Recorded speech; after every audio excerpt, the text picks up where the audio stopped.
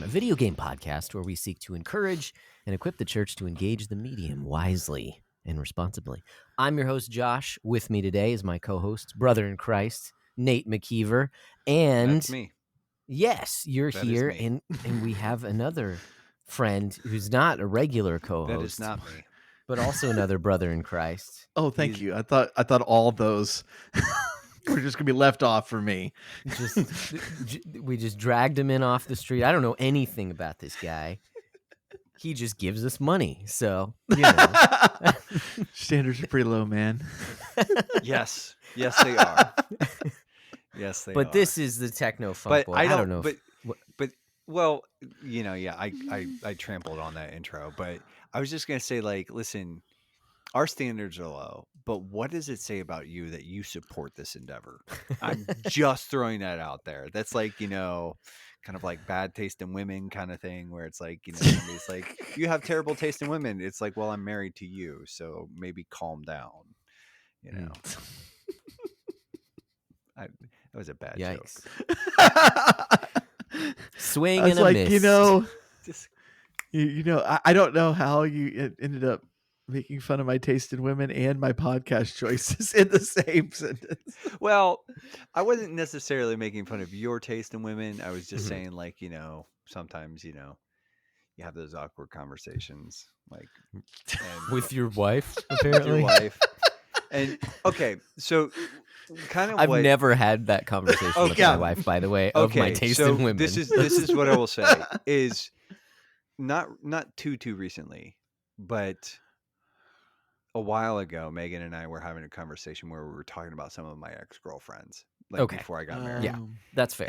And she said, like, you have terrible taste in women. And I looked at her and I was like, gotcha. You might want to rethink that.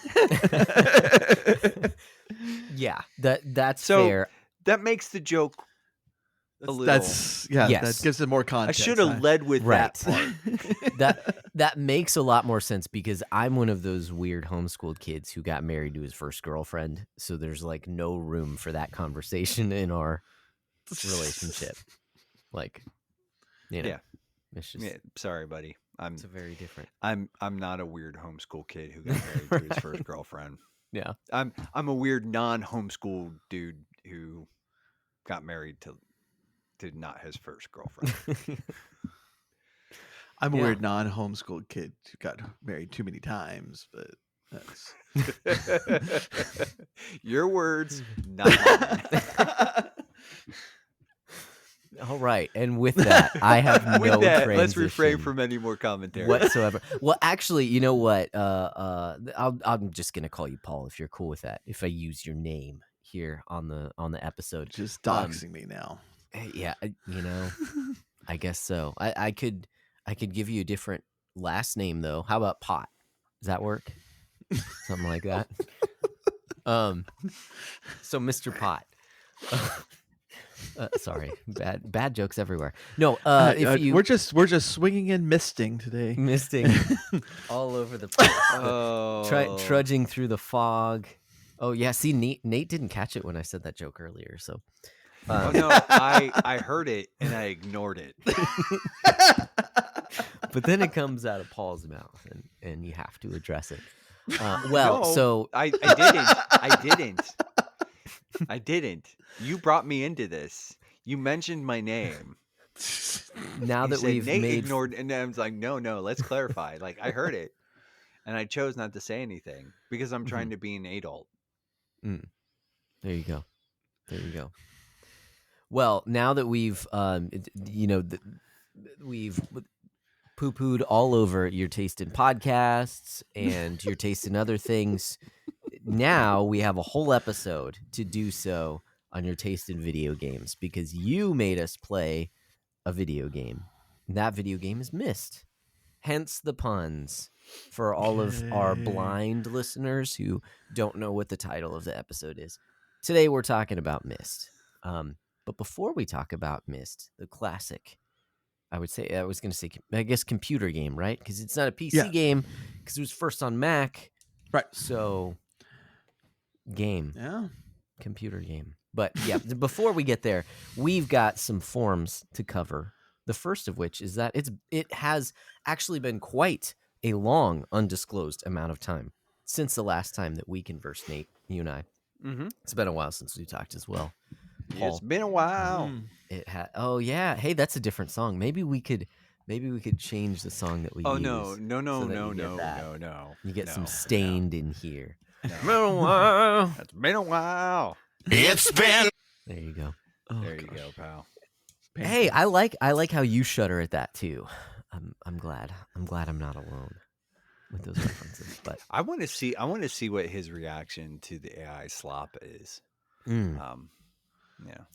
I guess, and which we still haven't changed. We still need more new AI slop to to replace the current AI slop. I have this- This show is eventually just going to be like a radio show where you introduce the new songs. Yeah, And it's just AI slop. that's true.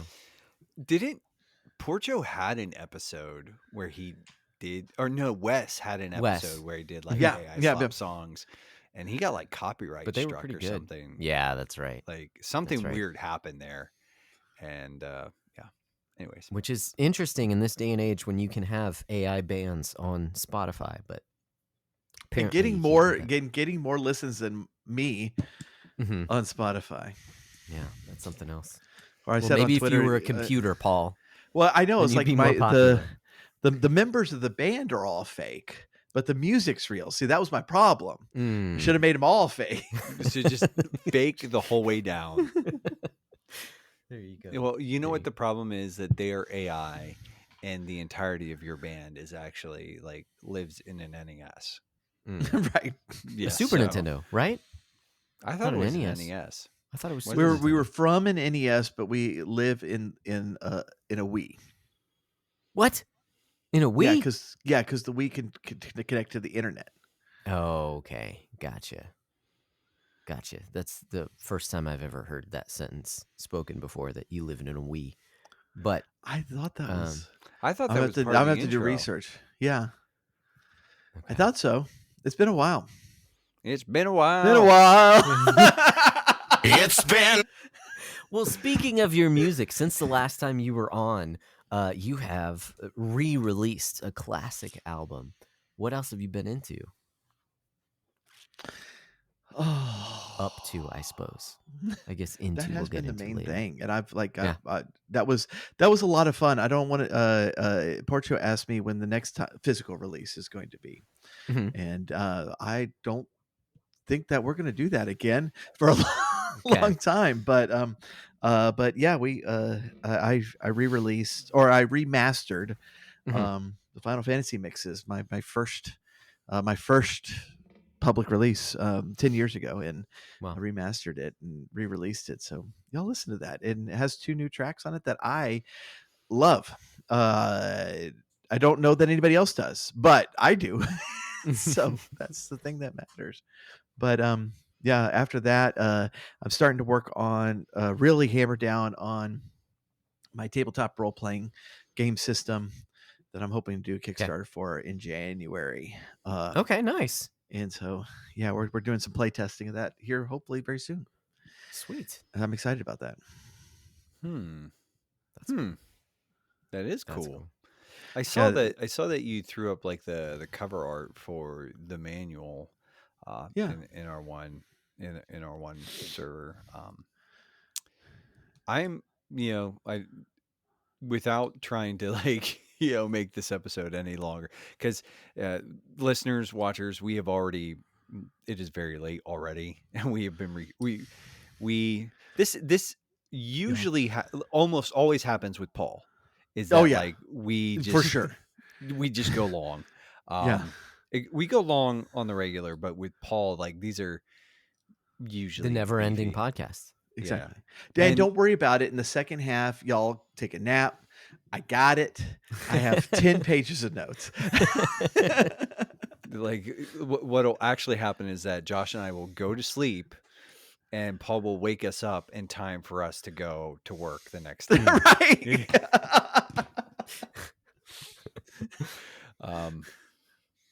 No, but I am like, at some point in time, I do want to pick your brain, because I saw that and I was like, I remember you saying that you were doing that, And then I saw and I was like, oh yeah. And so I'm kind of curious there. And just at some point in time, like, I want to hear a little bit more about that, but Yeah. I won't, belabor the point. So, Okay. Yep. Bring me back around January because I'm gonna need money, and I can hit up your audience with money, please. Money, please. Money, please. yeah. No, dude, that would actually be fun. Like, yeah. So when we get a little closer to that, like, yeah, let's put that down in pencil. So Sounds good. But Yeah. Appreciate it. How have you been, Nate, since last we recorded? None of your business. Oh, okay.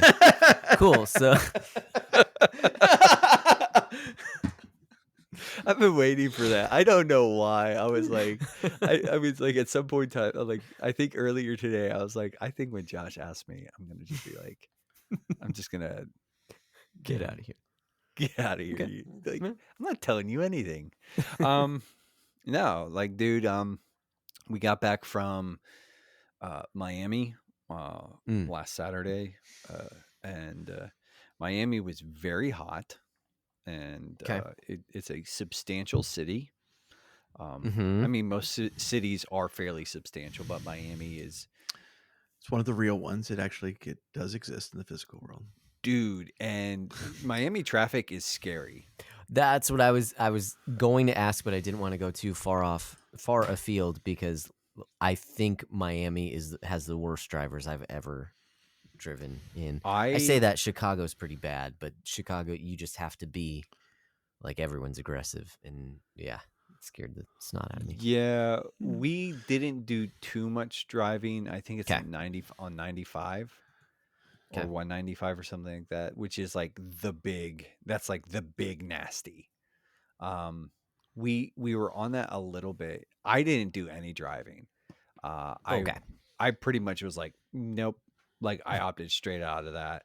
We shared, I just, like, Megan and I talked, and I said, I just planned on like Ubering everywhere. I was like, I will get an Uber if we need to go anywhere. What ended up happening is that some family members rented a vehicle, and they got a car seat, and we just rode with them. Sweet. But yeah, no, it was cool. It was, and by cool I mean not temperate wise, because it was so stinking hot. It was like, it was very hot the whole time and humid. And I said to Megan's one cousin, I said, I do not understand how you live here. I said, it's like this all the time. He's like, most of the time. I was like, how are you sane? And yeah, but it was really neat. We had some good Cuban food. Went and saw Nice. there's I want to say Wynwood, I think. It's like the part, it's the part of Miami where basically they street artists come, and they, like, it's got really intense, like, basically what would be graffiti anywhere else, but like really cool murals and everything, and like all the buildings in that part of town are like painted up, and some of those murals and some of that work is really, really cool. Now some of it is Sweet. not, yeah, your mileage may vary. Yeah. But some of it was really cool, and so yeah. But yeah, just kind of laid low. We did do a beach day on Hollywood Beach, which is in between North and South Beach, which is like South Beach is like when you see Miami beaches in movies and stuff, that's South Beach. Like, that's what people see and think. Hollywood it was nice, but it was like, it was just, but yeah, it was, I don't know. It was Miami. It was different. I didn't hate it. It's not like, oh, I'm never leaving my house again. But it is probably going to be at least a little bit of time before I do that, Sure. again. Yeah. But no, yeah. And, we came back, sort of, we did decide to keep the dog. Yeah, we kept the puppy, and he is growing. That's Asher, rough. we've, Shut up. Shut up, you ignorant. Dwight, you ignorant.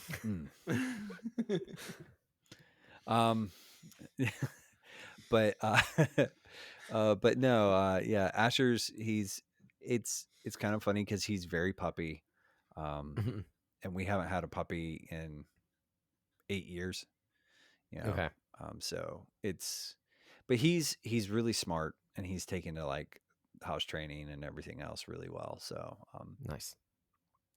But it's kind of, yeah, but it's not bad, you know. Back to work, sort of, just yeah, I'm doing, but yeah, we're just kind of like back in the grind. Yeah. So yeah, how about you, man? Nice. What's it has been a minute. What's new with you?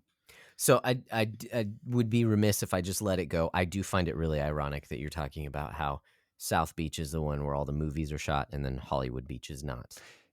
Like that's just ironic. I just had to point that out. Well, it's South Beach is, when I say it's like, it's what you think of like when you see Miami beaches, right? You're like, yeah, that's South Beach. Yeah, you would think that would be Hollywood, that would be in the movies, but that, anyways, it's just ironic. Why they have a Hollywood Beach in Florida, right? At all? Trying to get all the movies moved there. Yep, forget South Beach, just like home. Go to Hollywood Beach, I guess. I don't know, but it was a failed ploy. Yeah. It did not work. Didn't work this time. There were no movies being shot on it while I was there, at least. So, yeah. But yeah, gotcha. But yeah, we're doing good, man.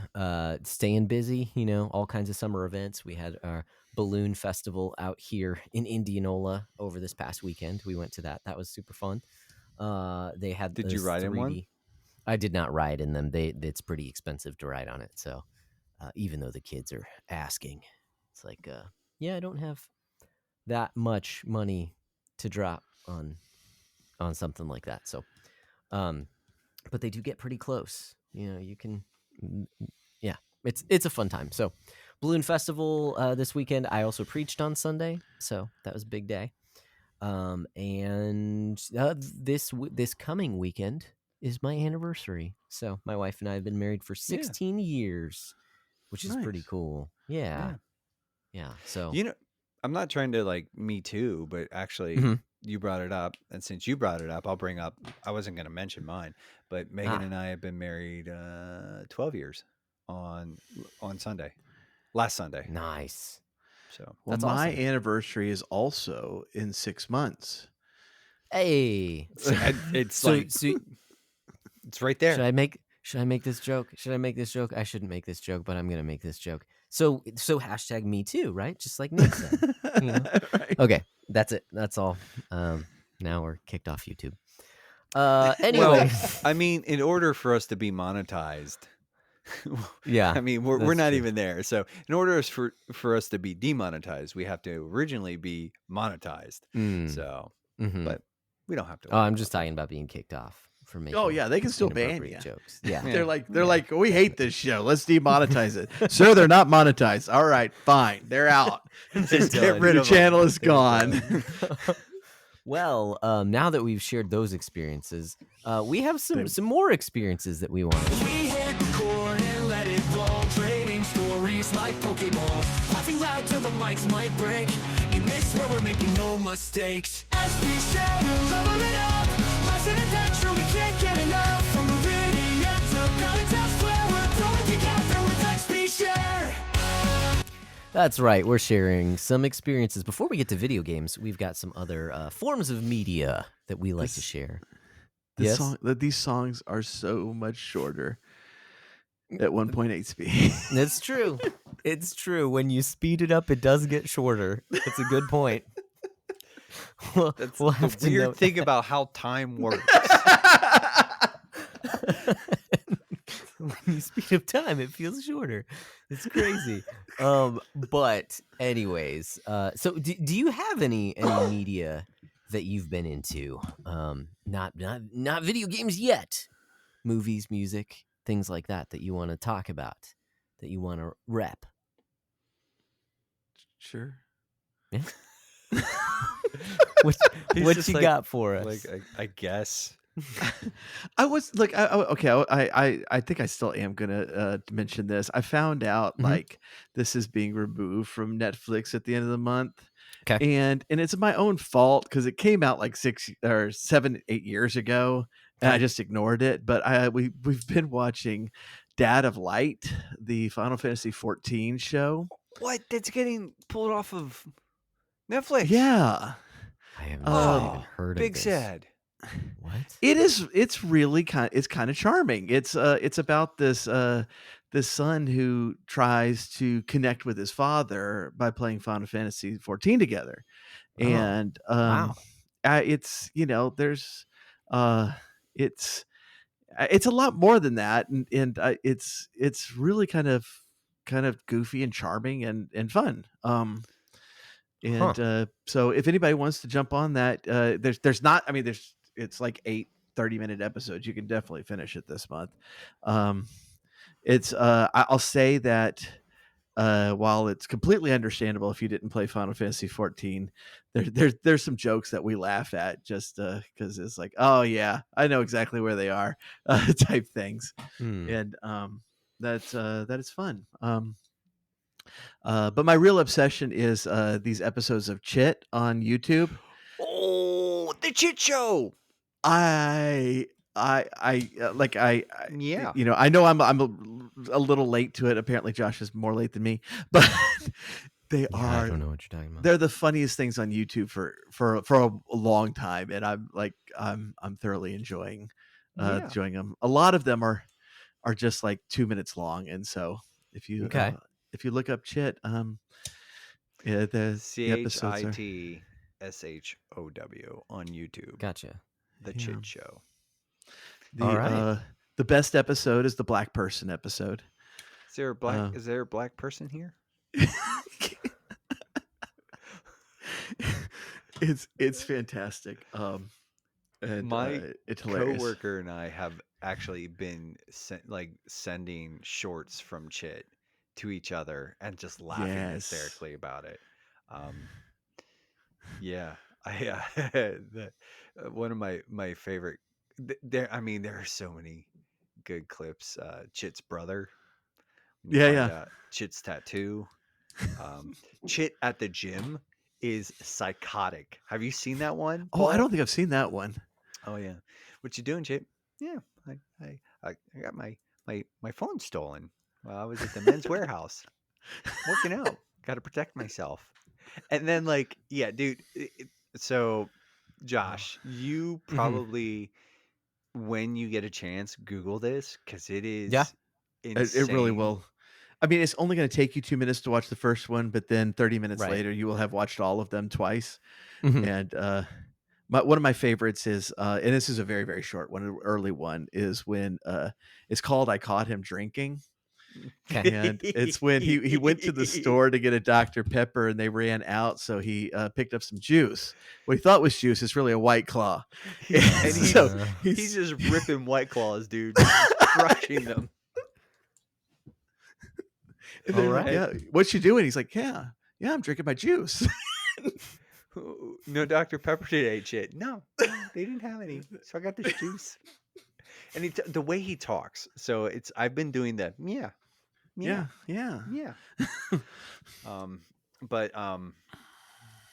But they're like, and he just crushes it, and he's like, you might want to slow down on those. Oh no, this is like my third one so far, and he's just been like ripping like White Claws at work.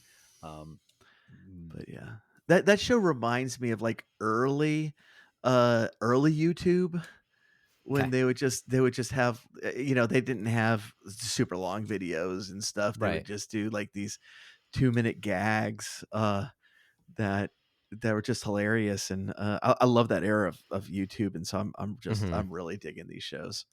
Yeah, that's a good one. Yeah, dude, that is so good. I'm so glad that like I said, this last week my one coworker and I have just been sending those clips to each other because they're ridiculous. Nice. Do it, lady. Do it, lady. Oh yeah, my wife has started saying that around the house. Do it, lady. to me, I'll be like, yeah, I'm going out to mow the lawn. And she'll go, do it, lady.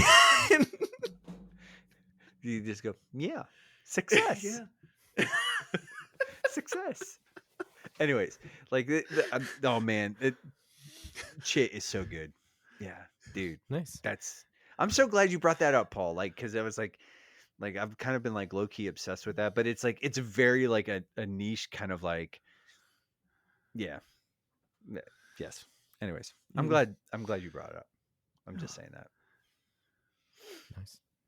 Cool. We'll get Josh obsessed by this time tomorrow. I'm sure I will be. Yeah. He's gonna be like messaging us in the Discord and be like, dude, what have you guys done? And we're like, yeah, success. I miss my older meeting.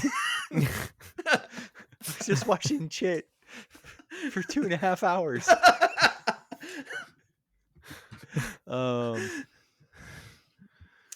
But and what else have you? Well, I guess the Dad of Light and Chit. Yeah, it's pretty Nice. pretty good. How about you, Nate? What experiences do you have to share? I've been class? wrapping up a lot of different audiobooks lately. Okay. One of note is I did finish my listen of Infinite Jest. Okay. It's substantial. It's I don't know, It's man. kind of in the title, but Yeah. Yeah. You think you're clever, don't you? no, You think you're I clever think and that one's funny. pretty obvious. No, you suck. Shut up. Shut up. This is why I didn't want to tell you anything. This is why when you asked me what was going on, I said none of your business. Because you're a horrible person. I just wanted to say I missed y'all. But yeah, I haven't really, like, I'm still processing the book because it's I mention it in the bite size, but it's not written in a very linear way. I forget the pattern, goodness. but it kind of like goes all over the place. It's basically kind of written almost like ADHD. Like, okay, the genres listed for this book are new sincerity, meta-modernism, postmodernism, and encyclopedic novel. I don't know what any of those mean. most of it is like just it's kind of it's hard to talk about. There's one of the things that makes this book so big, because it's like over 1,000 pages, is that there's a ton of footnotes in it, and he just like he will pull out basically like he'll list off like, you know, there's a lot of pharmaceuticals listed in the book, and he'll just like there'll be like entire like footnote sections just explaining like the effects and everything like that, and it's weird, and it's kind of insane. Sounds But like there's Ernest Cline. It's way better than Ernest Cline. I mean, it's not lists. It's actually like, you know, it's not just lists. But there's like, so there's a lot of that, but then there's kind of like 5 or 6 different storylines that are kind of being woven together. And it's sort of like postmodernist, I guess. Yeah, whatever. The easiest way, it's like, it's a story about like, there's a central theme, like, and there's a central family, but there's like 5 or 6 stories that are sort of being woven around this, but it's all sort of basically kind of being told, it's almost like it's being told to you by someone with really bad ADHD. Like it's hard to keep up with. And then by the time I got to the end of the book, I was like, oh, like it kind of like, it didn't snap into place, but like all of a sudden, like I was like, oh, I get it. Because are you looking at the Wikipedia, Paul? Is that what you pulled up? I did have it up. I don't anymore. David Foster Wallace talked about the structure of the book, and it's like he basically described it as this like kind of weird geometric pattern thing, and that kind of looks like a bunch of Triforce, like kind of looks like the Triforce with a bunch of other smaller triforces within it. And that's really the easiest way to describe the shape of the book. It's not an easy book to read. Like, I get why people drop off it. And it's like, I didn't even read it. I listened to it. And even I had to stop like halfway through and take a break because I was like, what the heck is going on? But when I got to the end, it resolved and kind of like firmed up. And I was like, I get it now. It's kind of like, I get what he was doing to a certain extent. It's a tough book. I wouldn't recommend it to most people, actually. Not because it's not good, but just because it's a hard book to read and to parse. But I'm still sort of digesting it, sort of synthesizing it, trying to figure out how I feel about it exactly. Because like, that's the other thing. Like, Wallace, like, his prose is like,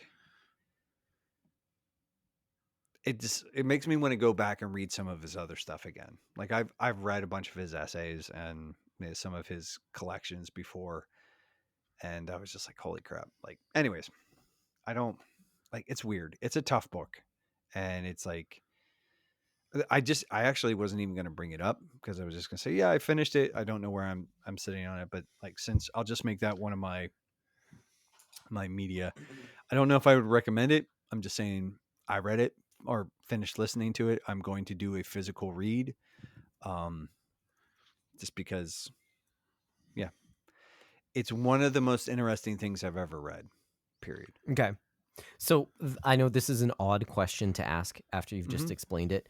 Is the story good, or is it just good for the way that it's written? Because I feel like for something like that, if the story's good, it'll feel more satisfying rather than just feeling like you're trying to crack a code. Yes, but the hard part is like, it's a bunch of like what seem like hanging threads until they're not anymore. Yeah. And I mean, okay. Yeah. Nate, you're making the same noises you make when you're trying to convince the audience that you liked a video game that you clearly hated. Well, it's a comparable feeling.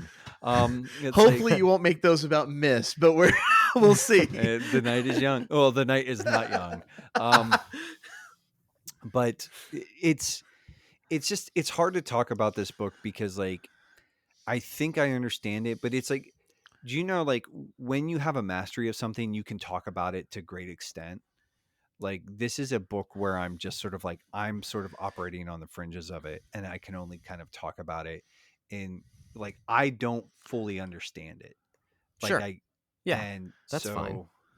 It's just like, again, like, the story is interesting, but I think it's like, if you're in it for the plot, you're going to be kind of let down because it does a lot of like again, it's this whole like thing. It's almost being told to you. It's being told to you from multiple perspectives, but the way that they do it would be just like a series of like, it would be like watching it through the eyes of 6 people with ADHD. Like, it's sounds excruciating.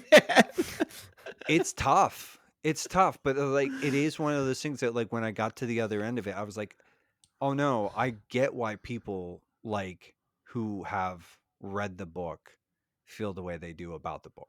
Like, I'm like, oh no, but it's like, it's almost like one of those books where it's like, I'm not mad. Like, I'm going to read. I bought a physical copy because I'm like, oh, I'm going to read this now. Like, instead of just listening to it.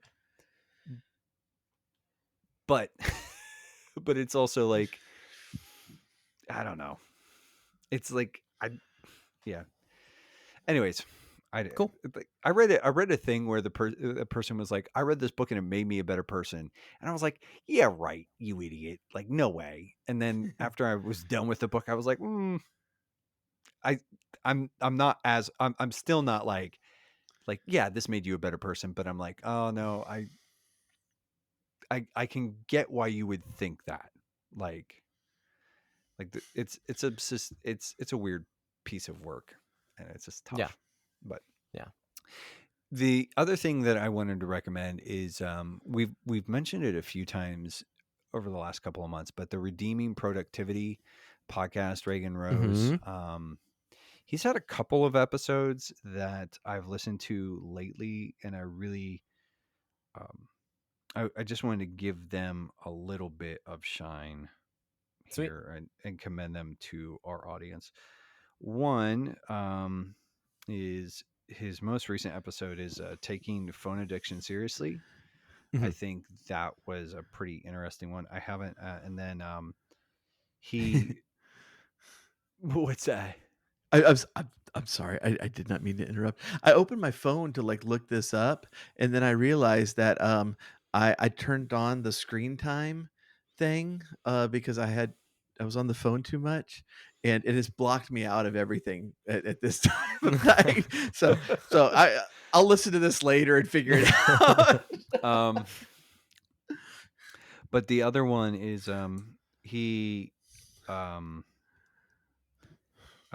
July 23rd, it's how to create a personal note-taking system, which Okay. is akin to journaling, but he actually brought up the idea of like what they use. There's a practice that some people used to use. Tolkien and I think Lewis were both proponents of this, but the Common Book, which was basically just a book that they would carry around. And if they found something interesting or an idea worth exploring, they would just have a notebook on them and write it down.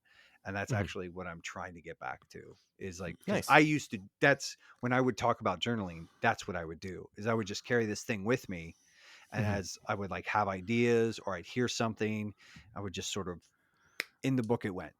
And anyways, I would commend those two episodes. I would commend that podcast in general, but those two episodes in particular as being especially pertinent for me over the last few weeks. Nice. So yeah. Awesome. That's what I've been into. Cool. What about you? What have you been into? So one thing that I've been No one into, which cares. is, it's, I mean, I know you're joking around, but like seriously, this is something that is so niche, but it's something that I kind of fell down a little bit of a rabbit hole. Like the rabbit hole goes way deeper. So but anyways, it's taken up some of my time. So, basically my recommendation is if you enjoy music, okay, I'll put it that's kind of the first thing. You have to actually enjoy music. If you enjoy music, I would highly recommend listen to some lossless music. Okay? And I say that, so that means for me it means ripping my CDs to FLAC files. But it also means getting something, I mean my phone is fine, but something to play it on that will actually not degrade the quality. And it means getting a decent pair of in-ear monitors, if you don't have anything else, which you can get pretty cheap if you do some searching around. They're like Chinese companies that make some decent in-ear monitors for inexpensive. And when I say inexpensive, like $20-25. So and then modern phones, you might need a dongle in order to do this. So I'm saying it goes a little deep. Like it's not just something you can kind of do right off the bat. But this is something that I've been getting into, and it's opened up a lot of the music that I have listened to for a very long time sounds different when you can actually hear it. The way that it was recorded, when you hear the clarity and the separation of all the different instruments and where it's placed and things like that. So that's something that I've been getting into, going through my old CD collection, purchasing CDs instead of just streaming and ripping those CDs. I actually took my my studio monitors that I had on my desktop computer that was in my room, and now we have it set up downstairs. And so I have a nice connection to that. Yes, sir. Including TechnoFunkBoy's music. Make sure you rip that stuff into some FLAC files as well. So and I went and got some ordered some more CDs of there were some albums that I realized that, hey, I really like these albums and I've listened to them a ton, and I've only listened to them through streaming. I've never actually purchased them. So I have been purchasing some more CDs of albums that I really enjoy. Yes. All joking and naysaying aside, when I do listen to music, a lot of times, like I listen through the iTunes store, and that's one of the things. Like, the iTunes Music or Apple Music or whatever it is claims lossless audio. Okay. So, I mean, That's cool. at least some of the albums that I've listened to. So, but you're saying like, so that like get like a good, like a half decent pair of in-ear monitors, right? and Yes. And you can take like, yeah, I'm saying like this is where I've gotten to is like, oh my goodness, like this sounds so much better. And it's part and parcel to me actually being more intentional and not just having it on as background music. If you have background music, cool, like play background music, that's totally fine. But it's part and parcel of like, hey, I actually want to listen to music, so I want to. With these in-ear monitors, I can't hear anything else, so like I'm actually going to focus on what I'm doing and not try and do 6 things at once and listen to my music, kind of a deal. So it's not something, I get that that's kind of like, that's why I'm saying this is a niche thing. Not everyone's going to do it. That's totally fine.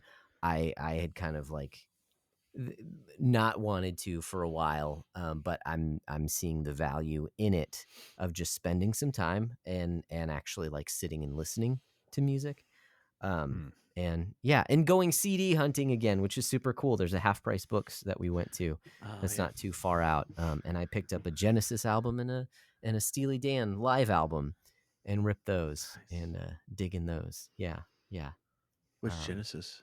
Duke is the one that I picked up. So okay, yeah, I saw it's not, they had some of their later ones too, and I'm not big on later Genesis, but I really dig Duke. I'd heard it before, but just streaming, and then that made me go back and pick up a few more, ordering them online. Lamb Lies Down on Broadway and Wind and Wuthering. Oh, and A Trick of the Tail.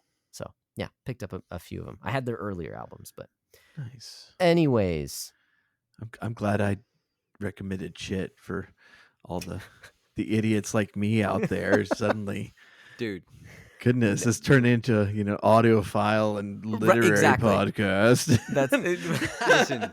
I sing the praises of Chit because like I love some good old fashioned brain rot. Yeah. Well, and then you'll love this, Paul, specifically because you recommended this to me. I did go and watch The Naked Gun. The original, not the remake. I did watch the original. Excellent. And yes, it still holds up. That was very funny. It reminds me of your classic kind of spoof comedies a la, oh my goodness, why can't I think? Mel Brooks, something like that. And it actually, I was a little nervous just because I thought it was going to get a little too inappropriate. And there were only a couple scenes that like skirted the line, but it never went over the top. There was one in particular that I thought was going to go pretty bad, and it ended up just being really funny instead. And I don't want to describe that on air, but you might know what I'm talking about. Was it one of the shadow skits? No.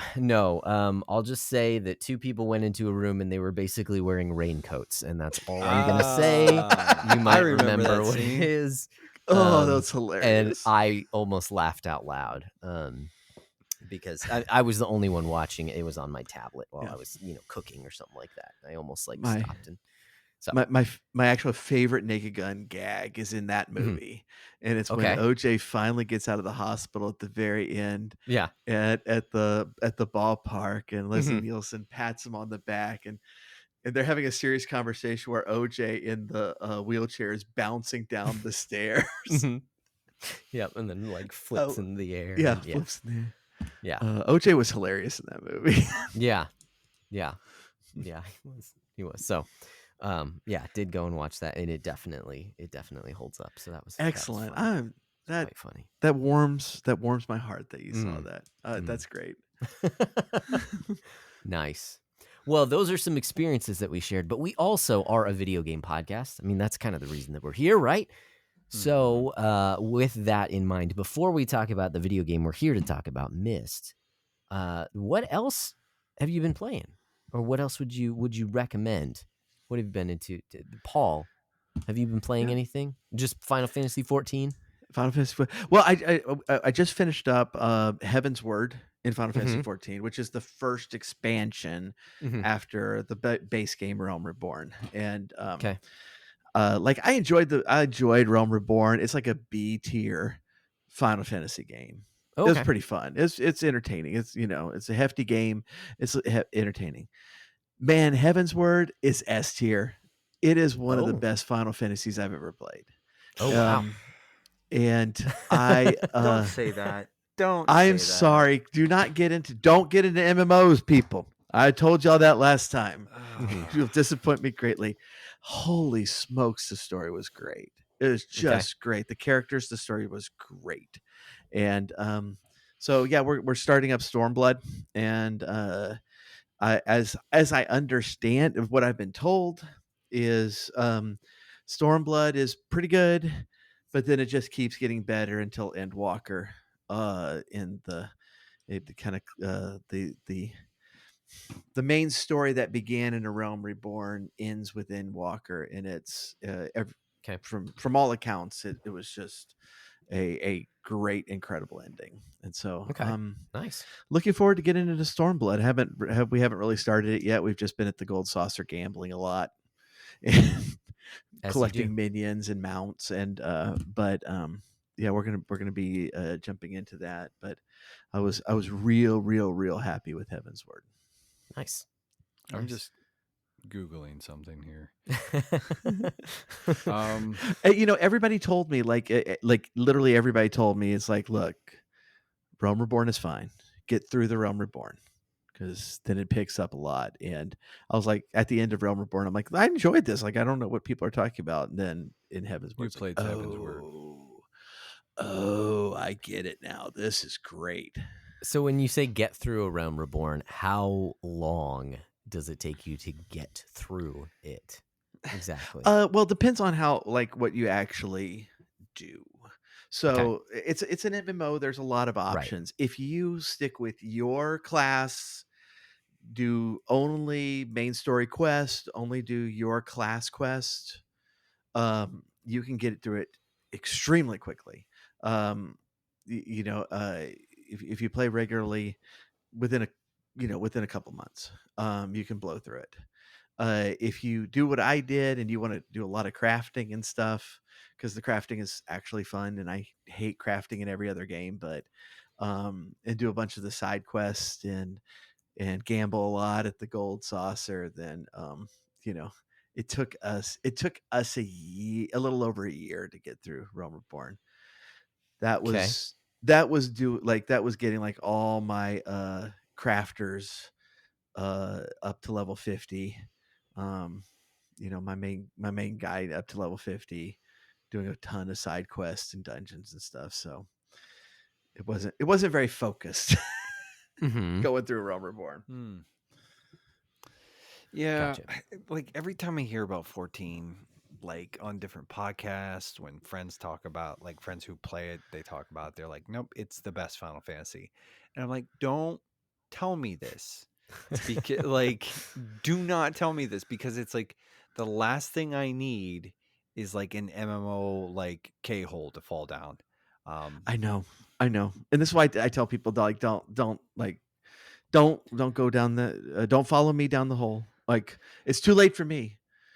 Get out while you can. You know what's wild though is that, like, it's like I probably put, I think, 700 hours into Destiny or something like that, and I'm like, over like 2.5 years, and I'm like, I could probably, now I don't think all of that was playing. I think sometimes, like, you just leave the game on and you walk around and you do other things.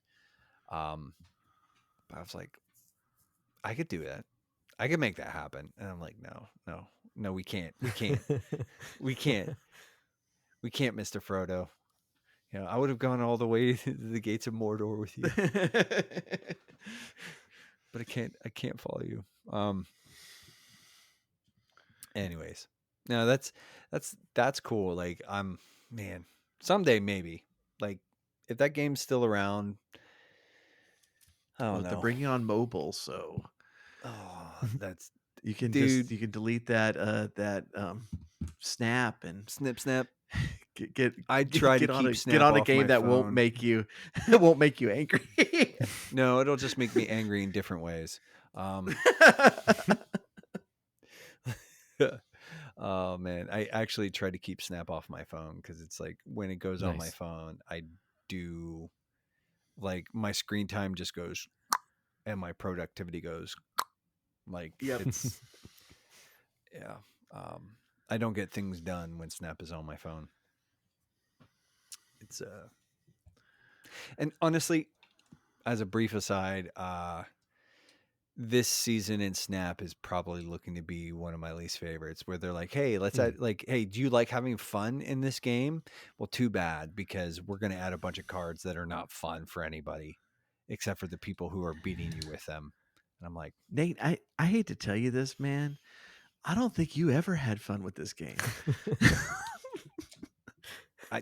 maybe that is not outside the realm of possibility. It's yeah, I'm not going to talk about Snap right now. We're not going to talk about Snap. Yeah. Nice. All right. Well, anything besides you been Final playing? Fantasy 14? Yeah. Do you want to bring up? Not really. Okay. I'm trying to get back into Dragon Quest 11. Okay. It's not in a convenient place, and by not convenient place, I mean it's on the console that the kids are on. Okay. Yeah. So Yep. Yep. Yeah, and so but yeah, I tried to get back into that. But yeah, not really played anything else besides 14. Cool. Nice. Well, Nate, how about you? I've kind of been not really playing a ton. Okay.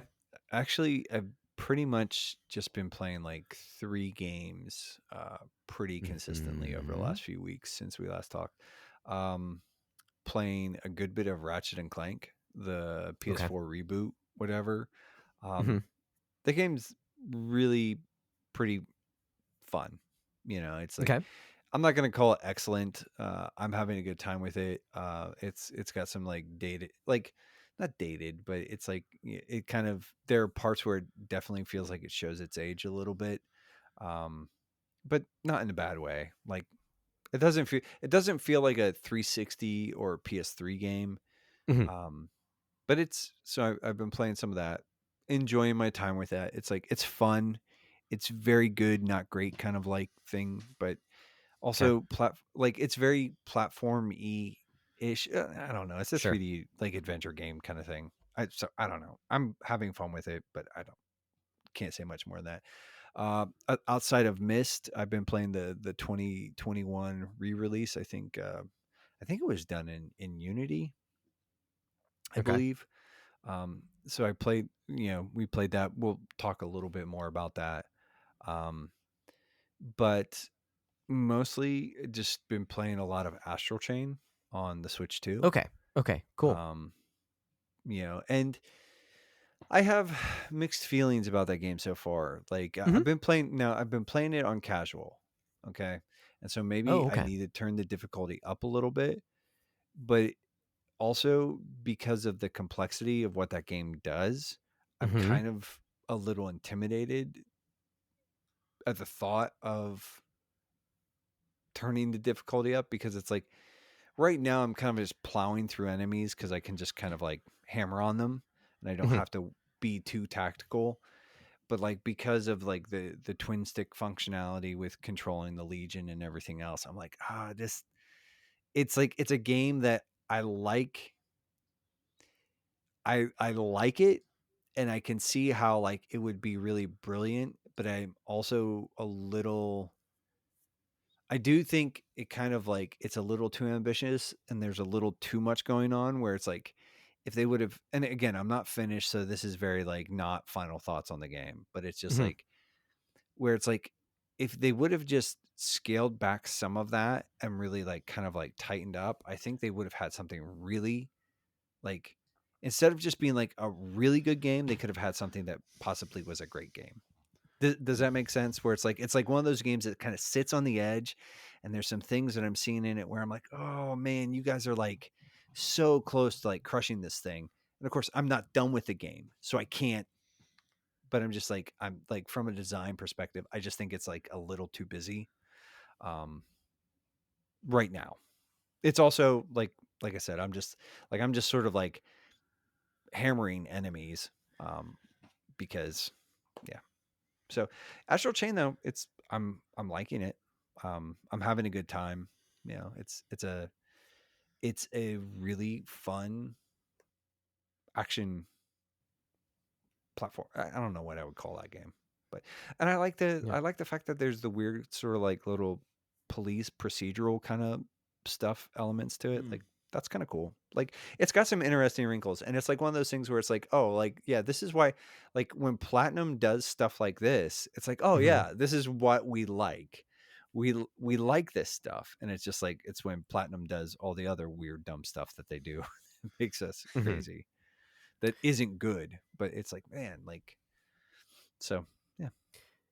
Yeah, so that's the only thing I'll say is that I'll just say that I'm curious to hear your thoughts after you finish the game or when you get towards the end of the game, because it is a platinum game, and so you will be adding abilities till the end of the game, and the game will, like, basically it's a platinum game, so it's made to be replayed.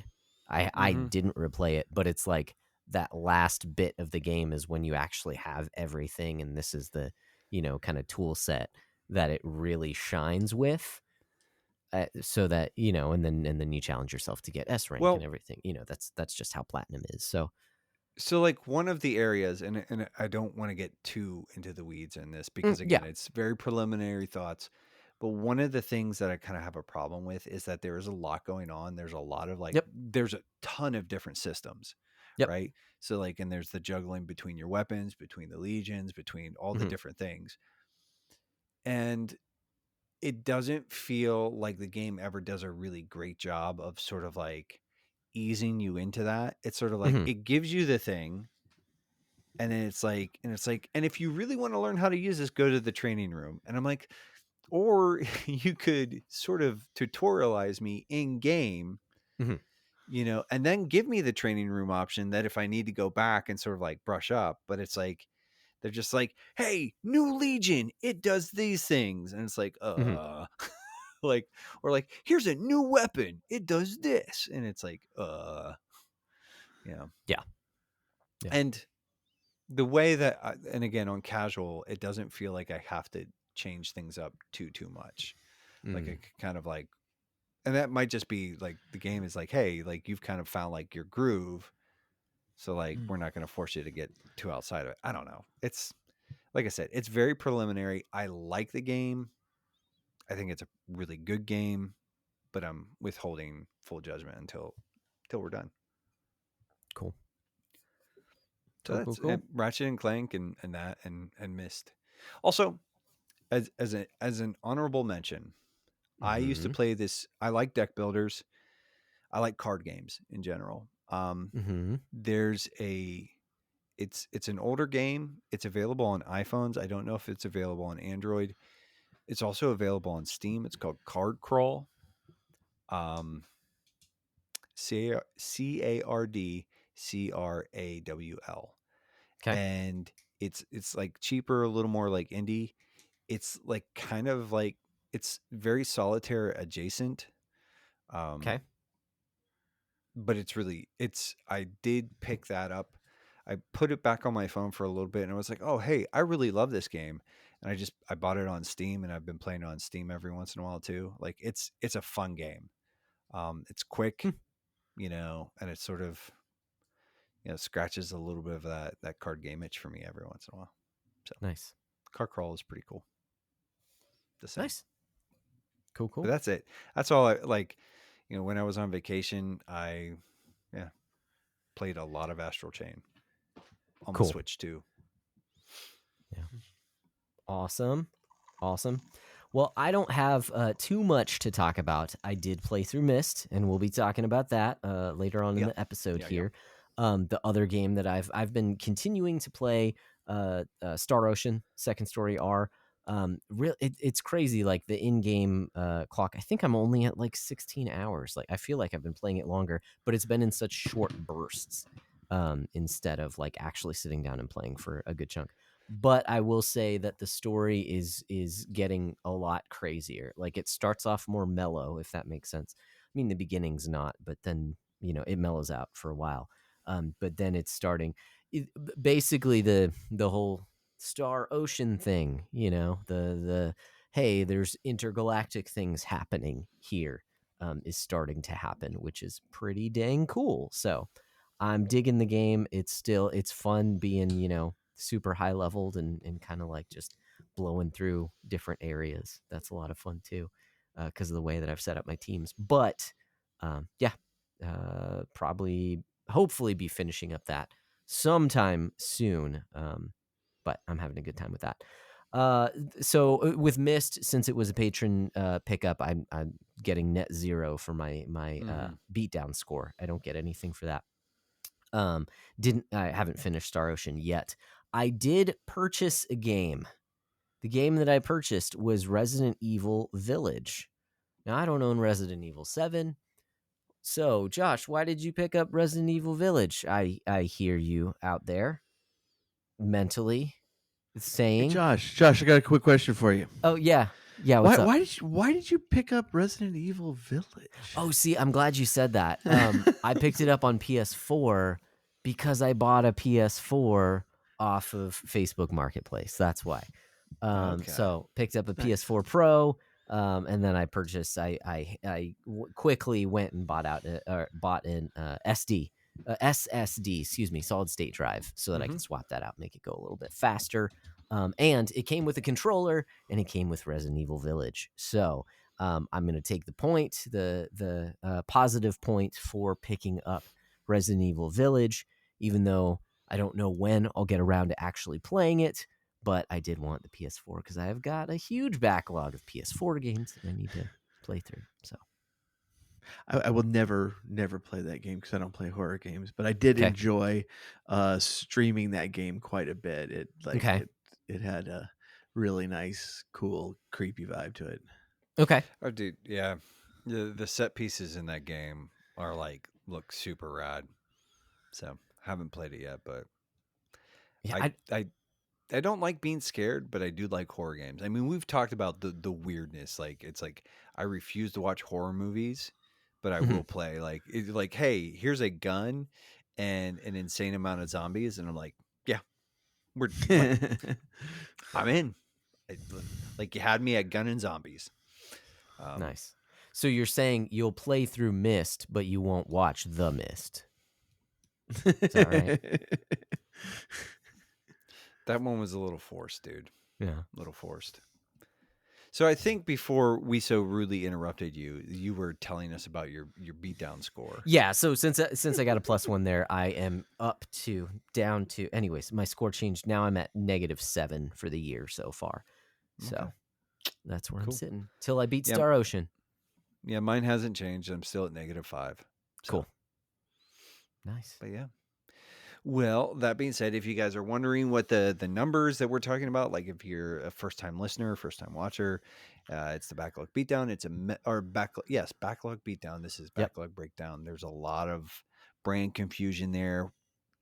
Sorry, not sorry. But it's a meta that we run all year long. The goal is to play games you already own and to help sort of offer a little bit of friction in buying new stuff. That being said, if that sounds at all interesting to you, just PM us, email us, or jump in our Discord. We'll get you a copy of the rules, and you can get started on that. Other things that you might want to check out, it's us, it's this podcast. If you like what we're doing here, you want to go a little bit above and beyond, and you've already done all the sharing and the caring, you've done the rating and the reviewing, you have made your least favorite in-laws download all of our episodes. That's probably why they don't like you, by the way, if you've done that to them. I'm just saying. But if you're looking for a way to partner with us or maybe go a little bit above and beyond, we do have a Patreon. patrons get early and uncut access to each and every episode. They get they get a little bit more access to me and Josh. They also, like, what's with what's happening tonight, this episode, the one that you're watching / listening to right now, they get to nominate a game or a topic for us to go over and to play through and for them to be on. And that's what Paul did, because he's not only our friend. Well, are you our friend? I don't know if you want to really claim Josh. I know that you and I, we can claim that, but like, I know that you're both Texans, or he's a former Texan. Yeah. Mhm. I mean, traders and all. Yeah, but anyways, Paul is not only a friend and a patron, but did I miss anything with the patron? Oh, they get the bro hang. Jeez. That's like the best part. Like, the best really part is. of the patronage is you get access to the bro hang, which is more of a freeform type. Just sometimes it's awesome, sometimes, well, it's always awesome, but Always. sometimes it's Every time. serious, sometimes it's funny. It's like, it's a mixed bag. You just never get know what you're you gonna get. Yeah. You never know what you're gonna get. It's like Mexican candy, complex flavors. Mm. That's one of my favorite descriptors I've ever heard, ever. I love using it, and I think it's appropriate. It's a little apropos. But anyways, that being said, the link will be in the show notes and all that, and we'd love to have you join us. But other things that kind of rule, well, Paul's on here tonight, and not only is he a friend, he's a patron, he's also a fellow Ponecaster. What is Pone? It's the Playwell Network. It's a small independent network of podcasters who seek to play well and just be kind of cool.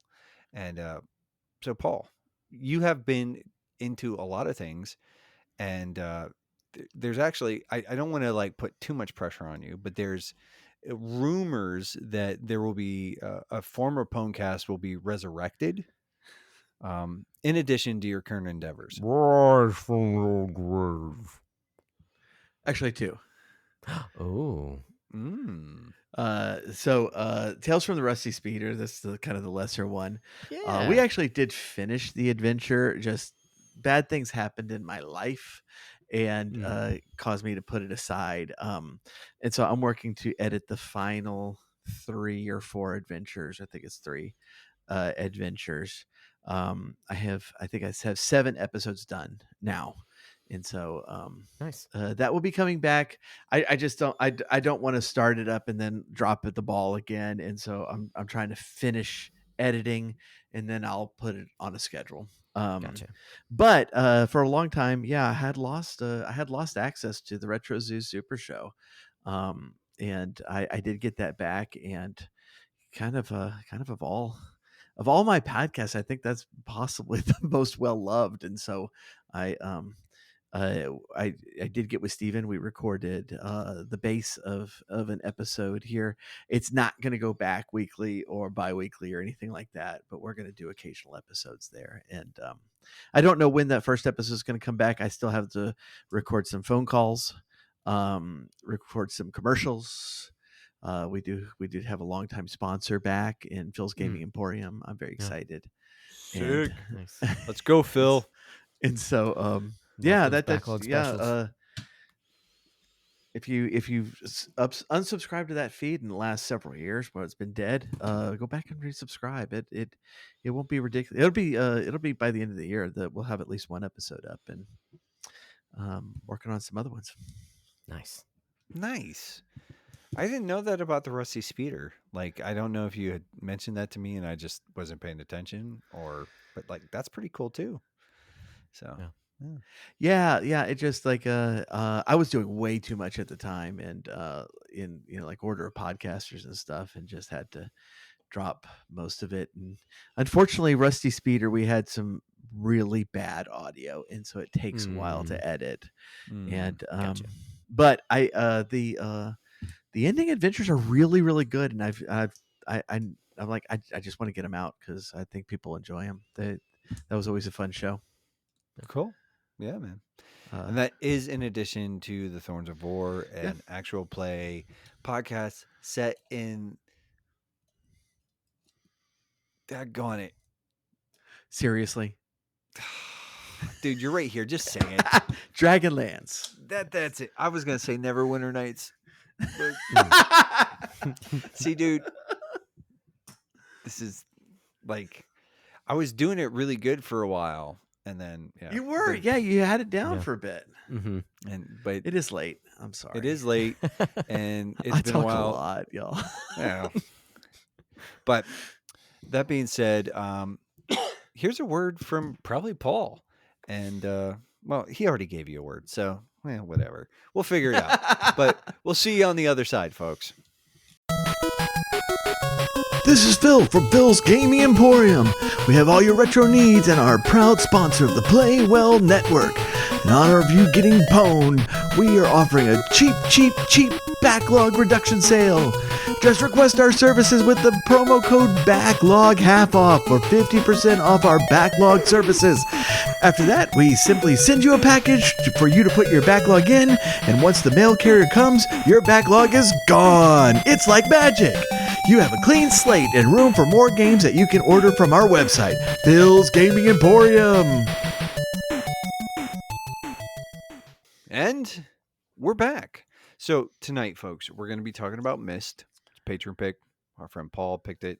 Friend and patron of the show, Philip Homecaster, all of the plaudits and laudits. I don't know. Is laudits a word? I just made it up. I don't care. I don't know that either of those were words. Plaudits.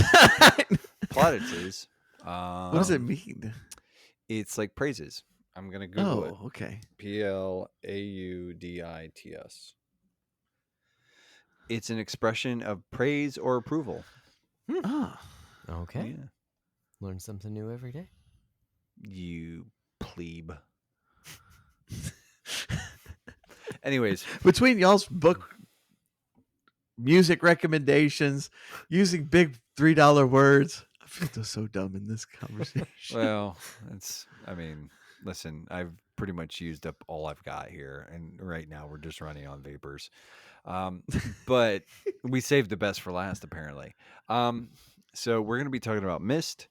But Paul, I'm gonna kick it off to you here in a second here. But I think one of the first things we need is like why Myst? Why? I mean, why?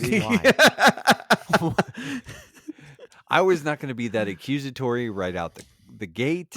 I was going to give it a little bit more time, and then I was going to be like, "Why would you do this to us?" No, but but seriously though, like, why did you pick Myst as your patron pick?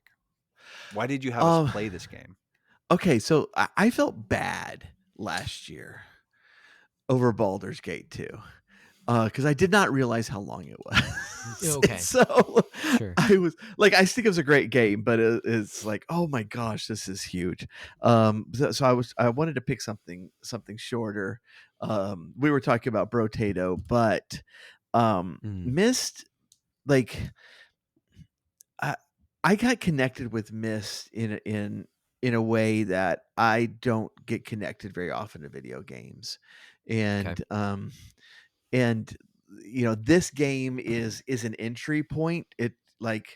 It's weird to talk about a world that has such incredible lore when I gave you a game with almost no plot at all. And but it is kind of the entry point that set me on on a rabbit hole that I still love. And I think that there's hints of some ideas that the Millers play with that I thought could be some really good conversation once we get there. And we just have to get through the game first. But I was also really curious because like this is a genre of games that's basically dead. That people do make point and click adventures anymore, but not many, and they're not popular.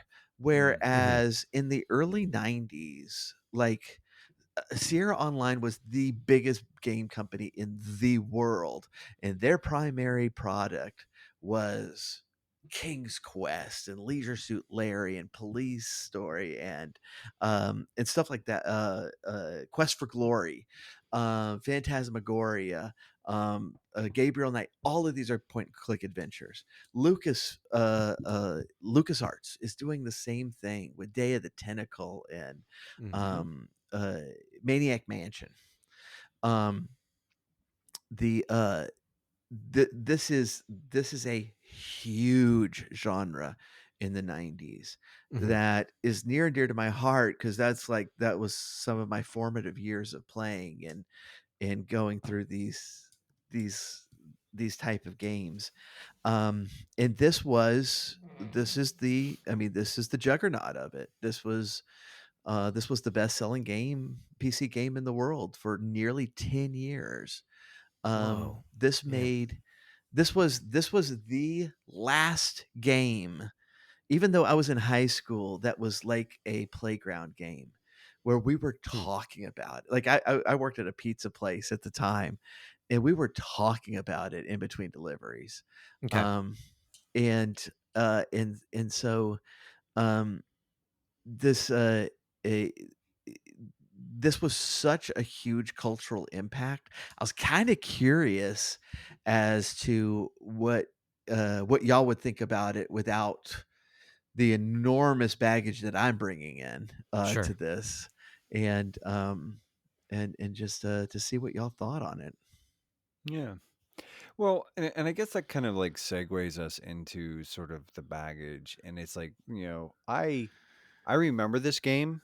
Like I was not, we didn't own, like I didn't play it growing up a lot. Like I remember going over to some family friend's house and they had it on their PC. And I remember kind of like probably screwing up his file or something, like probably, but I remember kind of getting in the game and sort of like thinking around with it and not really understanding what was going on. And I mean, you mentioned that it is essentially like the highest profile point and click adventure game, which Mhm. and I think like it's one of those things where I had some familiarity with those games, but like there was sort of that was like just a little bit outside of my window. Do you know Mhm. what I'm saying? Where it's like Right. I kind of like I missed point and click adventure games, and I missed like Pokemon. Like I kind of You fall missed in them, this huh? like I know you missed and them. shut Yeah. up, idiots. This is terrible. I hate this. I regret this already. I mean, I regretted it immediately, and now I just regret it more. But so it's like I have a little bit of history with it, but like I had never beaten it and I had never played through it. And like as a general rule, like I've tried to go back to point and click games before, and it's just like very limited sort of like success where it's like I'm kind of like I like I enjoy like the Phoenix Wright games, but that's sort of like that's a sort of a newer iteration, and that's almost like Yeah, exactly. Yes. that's kind of like almost like a hybrid like visual novel as well.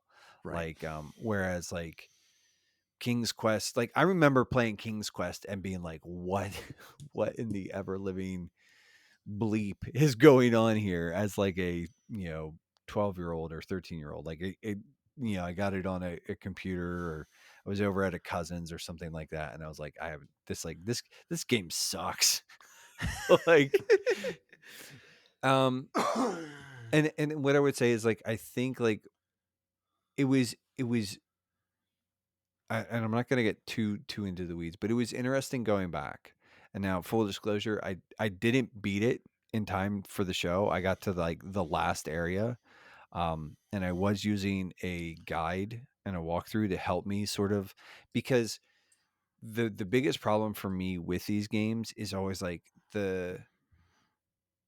it's it's part of the game design where it's like they don't really give you much to work with. Like you just kind of have to like fumble around, and that is personally something that I'm like not a fan of.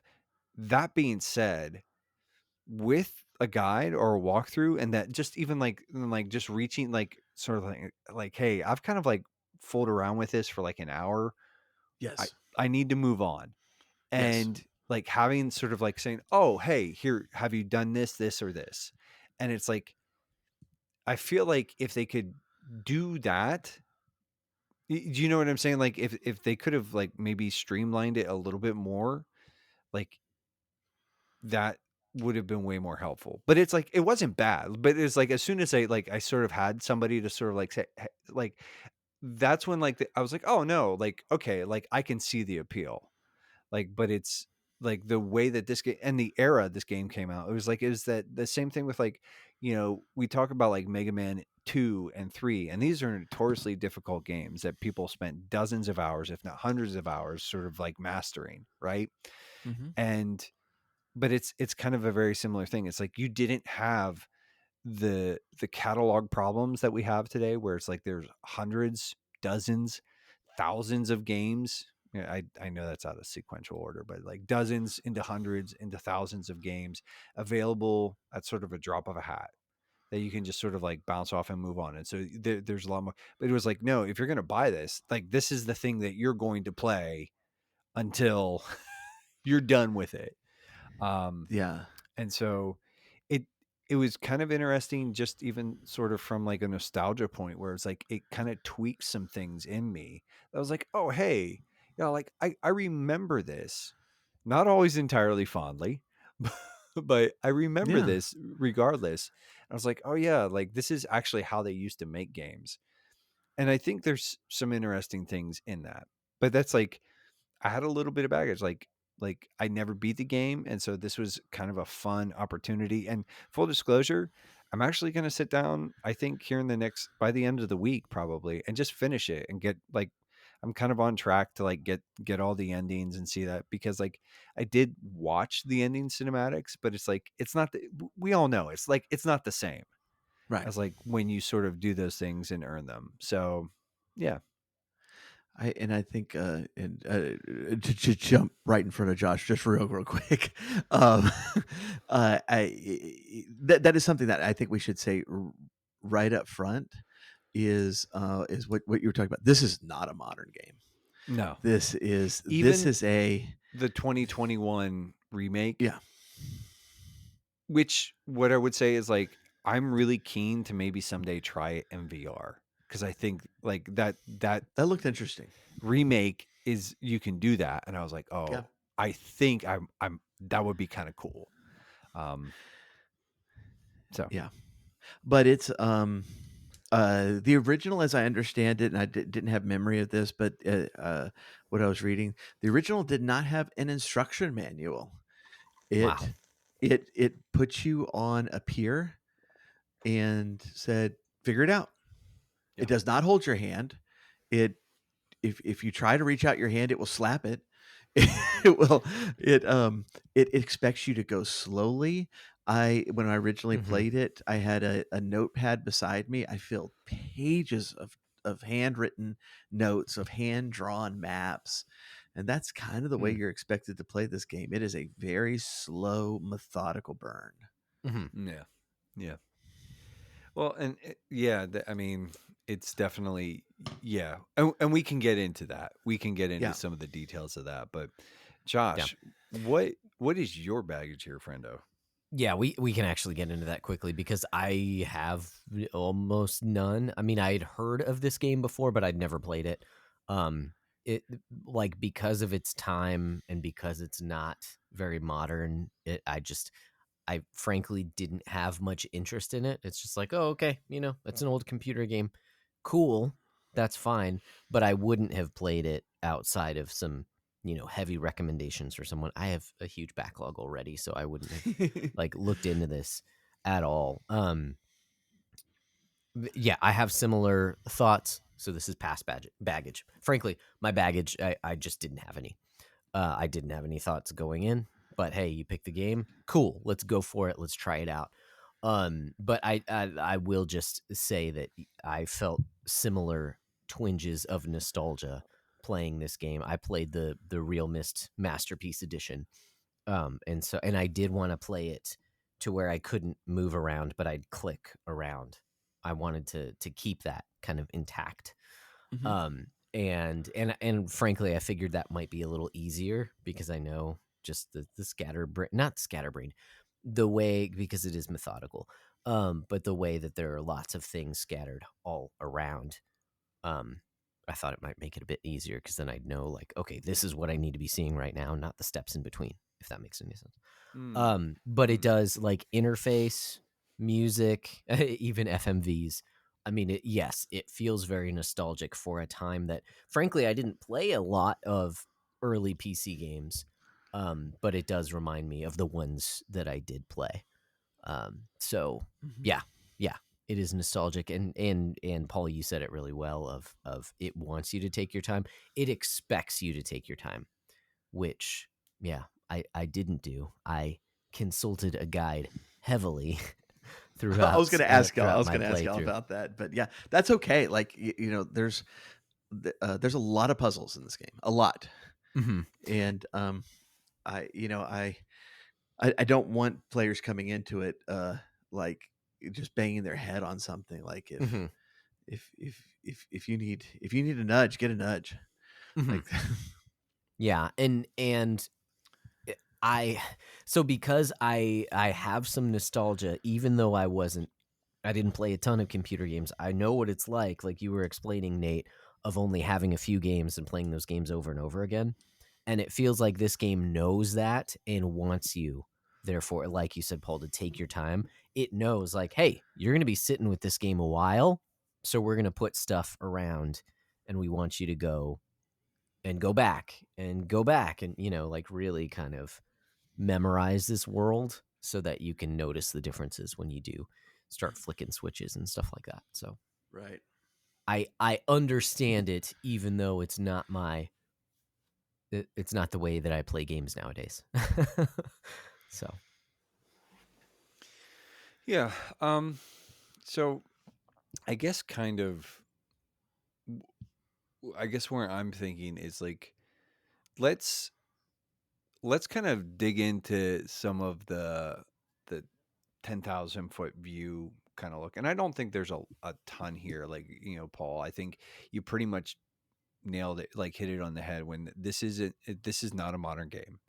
Even the 2021 remake is not really like super modern. There's lots of like clicking on things, and like now it is rendered in a 3D engine, so you're walking around and you're kind of exploring the 3D environment. But and which actually kind of makes a few of the puzzles a little harder because like namely okay. I'm thinking of when you're in a stone ship. But we'll get there. There's like the generator puzzles, or anyways. But like there, you talked about how like there's a ton of puzzles in this game. It's like everything is a puzzle, even sort of like figuring out the sort of the initial island and sort of navigating that and sort of getting in it, like, and there is, like you said, there's no holding of the hand. It doesn't say like, hey, check this out, or hey, do this. It's just like, it's like, no, the environment's here, what are you gonna do with it? So yeah but and generally what I say about the puzzles is like they generally fall into two categories. When you're on Myst Island, and Myst Island becomes your hub world. It's going to branch off into different worlds, but you're going to actually spend most of your time on Myst and kind of figuring out everything that's going on there. And so it is a hub world, but there's actually a lot going on there. You'll find out pretty quickly as you're picking up clues and stuff that the father and husband of this family, Atris, has discovered that one of his sons has betrayed them and is burning the books. And he's leaving a message for his wife, um, and Catherine, and saying, "Look, I've taken the other books and I've put them in their hiding spots, and so you can get them by getting the clues and unlocking them." And so those are intentional puzzles, what I call like the intentional puzzles. These are things that Atris set up to be puzzles to keep unauthorized people from grabbing the books. But once you get off world and into the areas, a lot of what you discover as puzzles are not actual puzzles. They are just how the world works, and it's unfamiliar to you. Um, and and so you kind of have to figure out, it's like, oh, okay, I see, the water is what's powering things, so I need to get the water from point A to point B. And the people who live there, this would be second nature to them. The analogy I like to draw is if you woke up alone in Thomas Massey's house, you would find a lot of controls and a lot of pipes, and you would have no idea what any of them do. They're not actually puzzles, but they are to you, because you're going to have to do some experimentation. And so a lot of those, and I really like this about the games, and Riven does this even better. A lot of the puzzles are just you in a foreign land learning the ways of the people. And that's I think that's really kind of set up in kind of clever ways. But the end result is you got to solve the puzzle to get to the off world, and you got to solve puzzles to get back. And so it's puzzles all the way down, guys. It's well, and I do want to just hang on that idea though for a minute, Paul, because what you said is that they're not really puzzles, but these are foreign worlds that you just don't understand.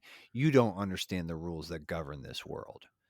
And I actually like that, because like this is a game that just asks you to inhabit a space and doesn't give you any information outside of, hey, here's the thing, figure it out.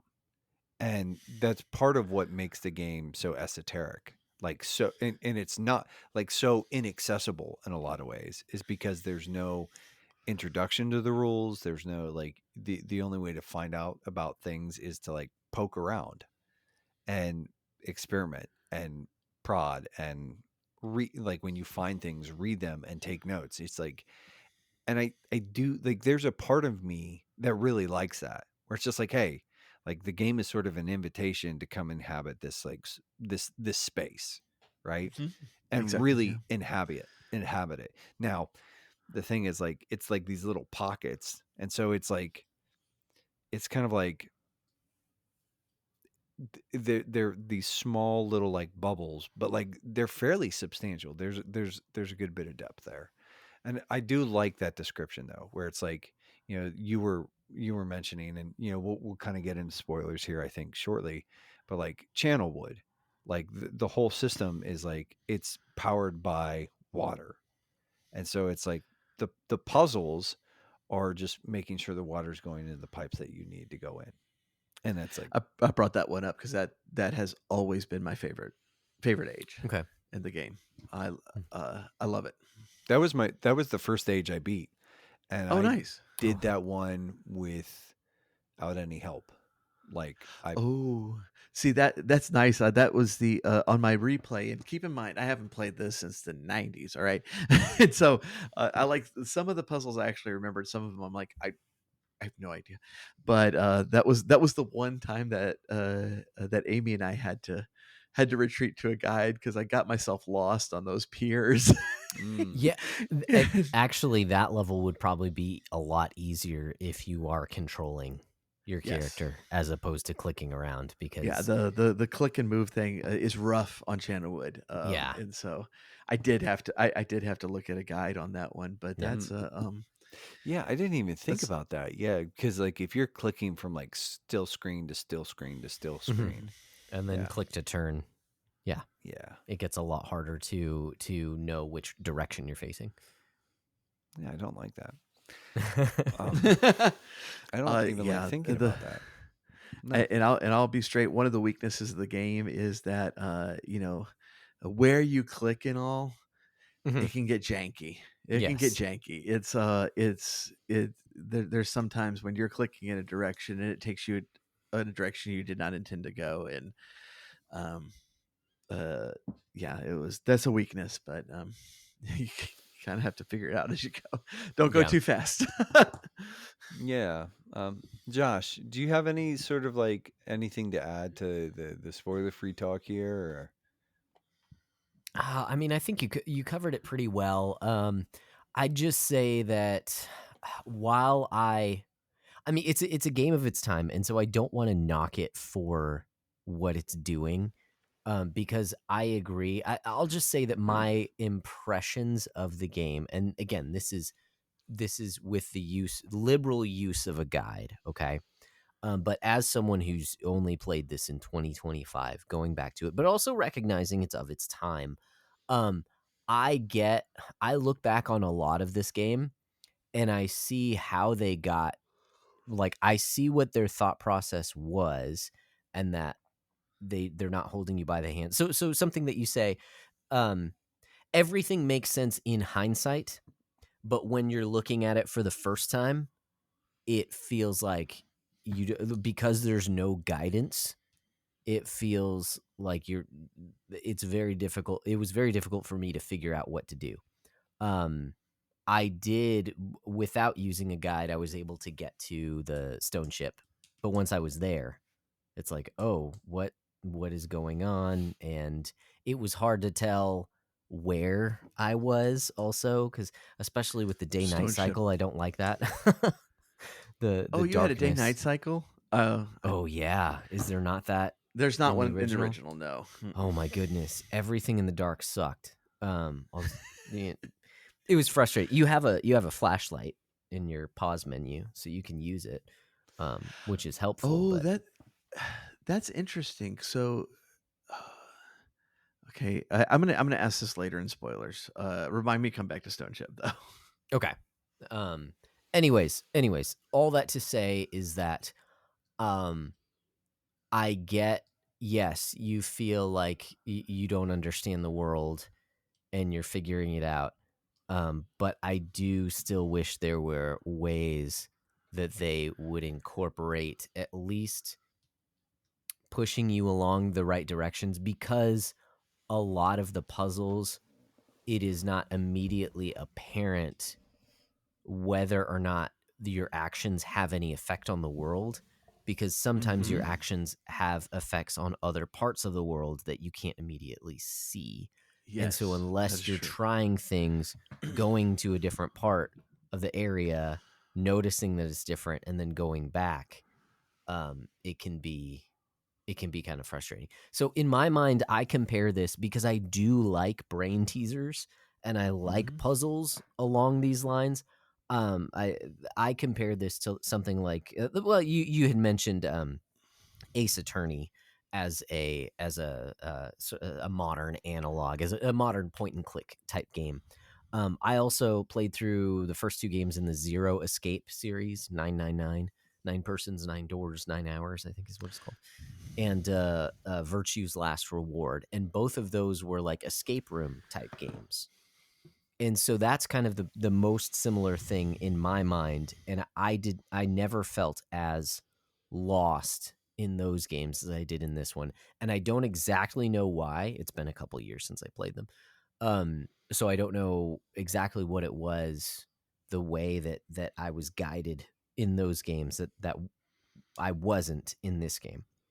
However, having said all that, I also recognize that it probably, the Ludo narrative was actually assisted, that you are like this foreign entity within this world that has its own logic. So I understand why narratively, like it's cohesive narratively, that I wouldn't have, because who am I? I still don't, I don't even think that was answered in the game, who you're handling. You're just the stranger or the wanderer. Right. Right, The exactly. poor I don't know. schmuck. Yep. Yeah. But regardless. So I think there's some positive aspects to that, but in playing the game, it came off as negative to me. Yeah. Yeah. Yeah. As the resident old guy who loves point and click adventures, Mhm. you know, you're saying there should be some guidance. I'm like, oh God, no. But Okay. Okay. but yeah, I mean that, you know, that's the thing. This is the type of game that like I cut my teeth on in Yeah. you know, in my senior year in high school and in college. Okay. It was just like uh uh you know, my first PC games were King's Quest games. Okay. And King's Quest games had like ridiculous puzzles. Like I think it was in like 4 or 5 maybe, where you just stupid puzzles like that. Like there was this one gate that was blocked by this pillar of flame, and how you got through it is you go to the garden and get lettuce and throw it on the fire because it's iceberg lettuce. But that I mean, dude, that was like Day of the Tentacle. I remember playing some of Yes, that, no, and yeah, Day of the like Tentacle did that kind of crap all the time. It was great. stupid, like it's like nobody in their right mind would think this is a viable solution. It's Right. almost like, no, I've got to be a little insane to like, I've got to tap into some of my like inner lunatic to sort of get some of Yeah. this stuff done. Yeah. And part of the like the thing with that is to really make you go through all your options sometimes. Mm. And sometimes you Mhm. wander around a little bit and you try to click on every single thing. Yeah. And then it suddenly clicks like, oh, iceberg lettuce. Let's try that. And you feel good about yourself for for Mhm. figuring out this stupid puzzle. You also But curse that the developers. You're just like, you morons. You But that's- sadistic dirtballs. but that like that's like that like the one thing in Stone Ship that I wanted to ask you about. But there's this one part where you're going down in the ship and it's super dark. You're like, Okay. how the heck do I find my way around in here? Because I don't have a flashlight, unlike you. Okay. And you got to figure out. It's like, okay, you have to actually sit down. It's like, okay, where can light come from? Let's go check that. And it took us, even though this was my second playthrough. Again, it's been 30 years. Uh, even though it was my second playthrough, it's like you got to that point, like, oh, okay, I see here, it's this, and you figure it out. It's like, oh, that feels good. You know, I burnt an hour on this, but now, but I figured it out. Not that feels really good. And Okay. I don't want like I mean, and this is not modern gameplay, but it's like on a game like that, I don't want a little arrow going try over there. You know, Sure. it's like I Yeah. want to bang around on it until I find something that's going to work. Mhm. Yeah. But hey, Josh, can we pause this real quick? I need to go like rinse my contacts. Okay. So sorry. I hate. So Uh. yeah, we had to take a brief break there because I needed to moisten my eyeballs. Yeah. They were getting a little. Yeah, you like that? You like that? But you know, we were sort of, I think, wrapping up our thoughts about like, just like without getting into spoiler territory, just the game, and I think, you know, unless you guys have something, anything more to say in sort of a spoiler free context, I think I actually have a really great like segue into spoiler territory, but you know, I figured I'd throw that out there. Do we want to say anything else in the spoiler free stuff, or is it time? If you don't mind, let's. I know we said there's a lot of puzzles, but they're just in general, what you're trying to do in this game is you've arrived at this world. For those of y'all who don't know who who the stranger is. It's the early 1800s. You are in New Mexico, and you found this book. That's not in the game, but that has been revealed. So that's where the stranger's from. But when you find this world, both Atris and Catherine are missing, and you find their two sons trapped in books, and they ask you to free them and to get pages from the for their books. Don't release the other one, just release that one. And so you're bouncing around trying to find pages and trying to figure out which one to release. But that's the basic premise of the game, of what you're trying to actually accomplish. Yeah.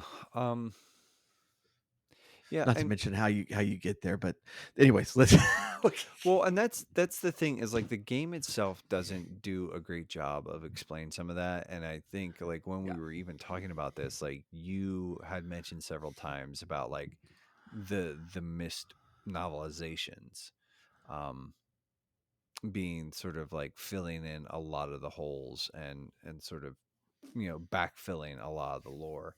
Um so I actually just picked up, like, you can get the Myst trilogy on Kindle for like really 10-20 bucks. So I picked that very up, and I'll nice. probably be reading that in the next couple of weeks. Yeah, But we're gonna dig. We're gonna actually dig into the Book of Atris, not plot wise, but idea wise, in a bit. Um, but uh, but yeah, well, we'll deal with a little bit of that.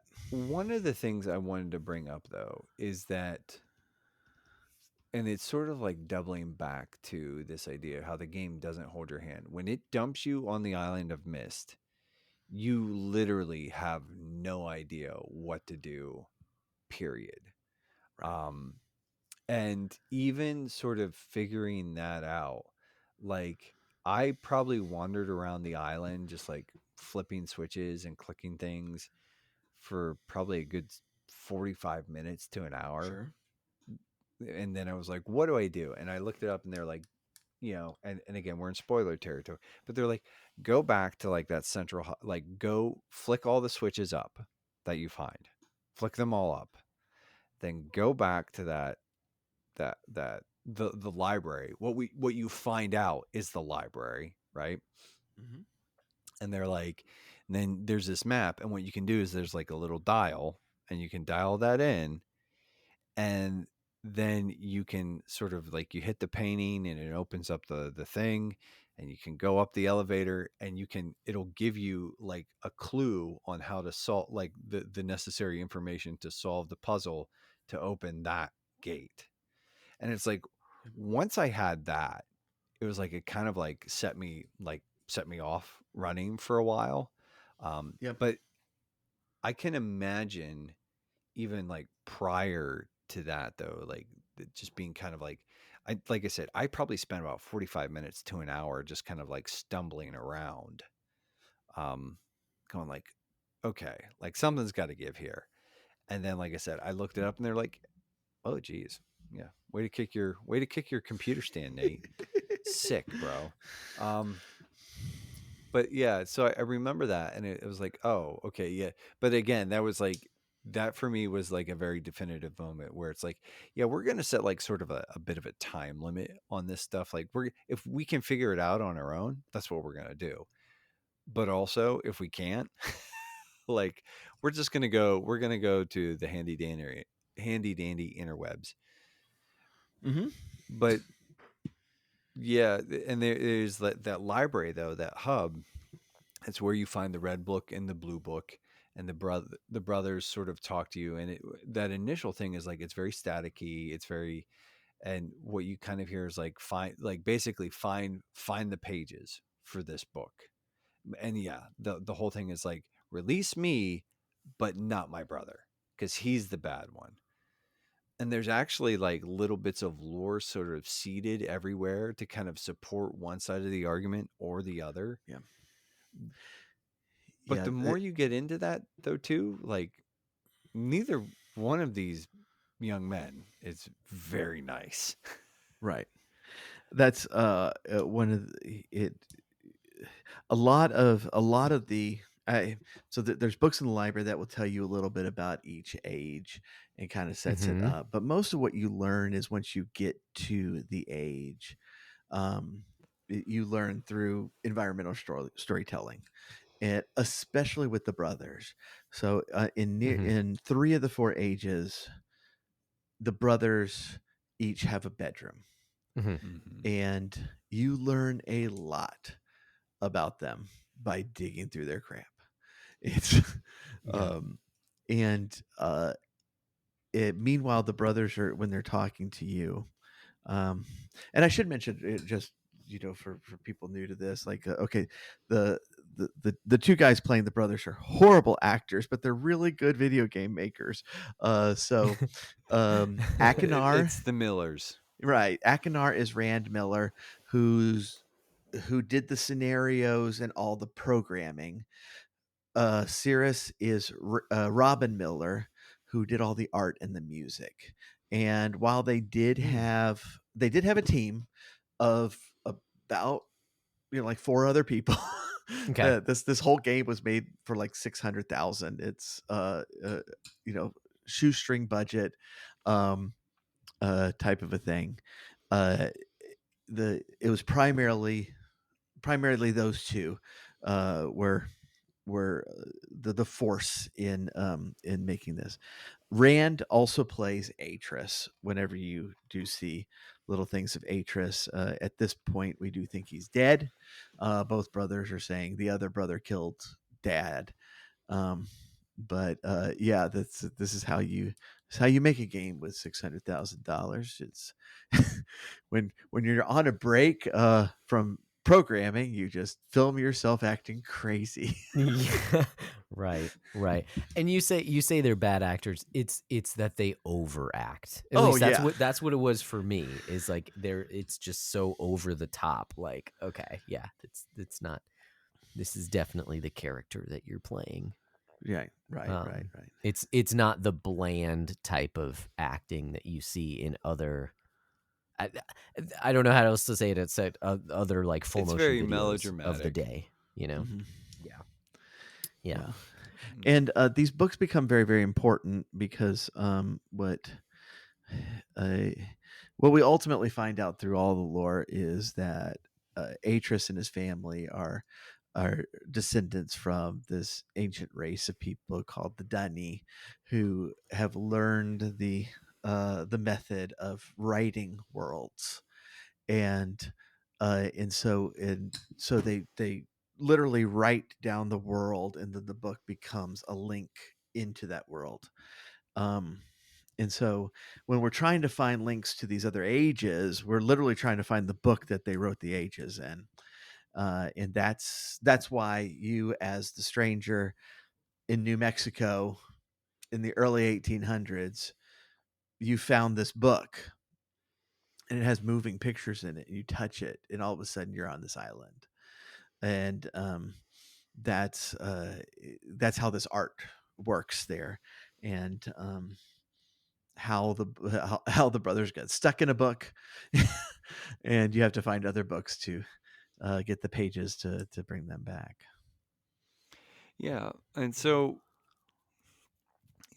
once you sort of unlock the ability to sort of pick out those key bits of information, it basically opens up 4 different worlds or realms for you to sort of explore. And those all have pages for each. There's a page for each of the brothers, the books in there. So I don't know, for you guys, what was the first area? Like, we already talked about, like, I started out in Channelwood, but what was your first area? Yeah. I mean, mine was the Stone Ship. Was the one that Okay. I got to. So, you explained earlier how you get to those. And this was another thing that I was talking about, that it felt, because you're dropped in and you don't know what anything is, like even going to the library, Yes, there are a lot of burnt books, but there are 4 or 5 books that you can read, 4. and the game wants you to slow down and read them because Yeah. they're at least Yes. 10-minute reads each Yeah, one. there's 5-10 there minute are a reads, yeah. lot. There's a lot in there, several pages worth of stuff. And as someone who's just been dropped into this world, it makes sense after you understand, oh, this is the lore that is to each of these worlds that you will eventually go to.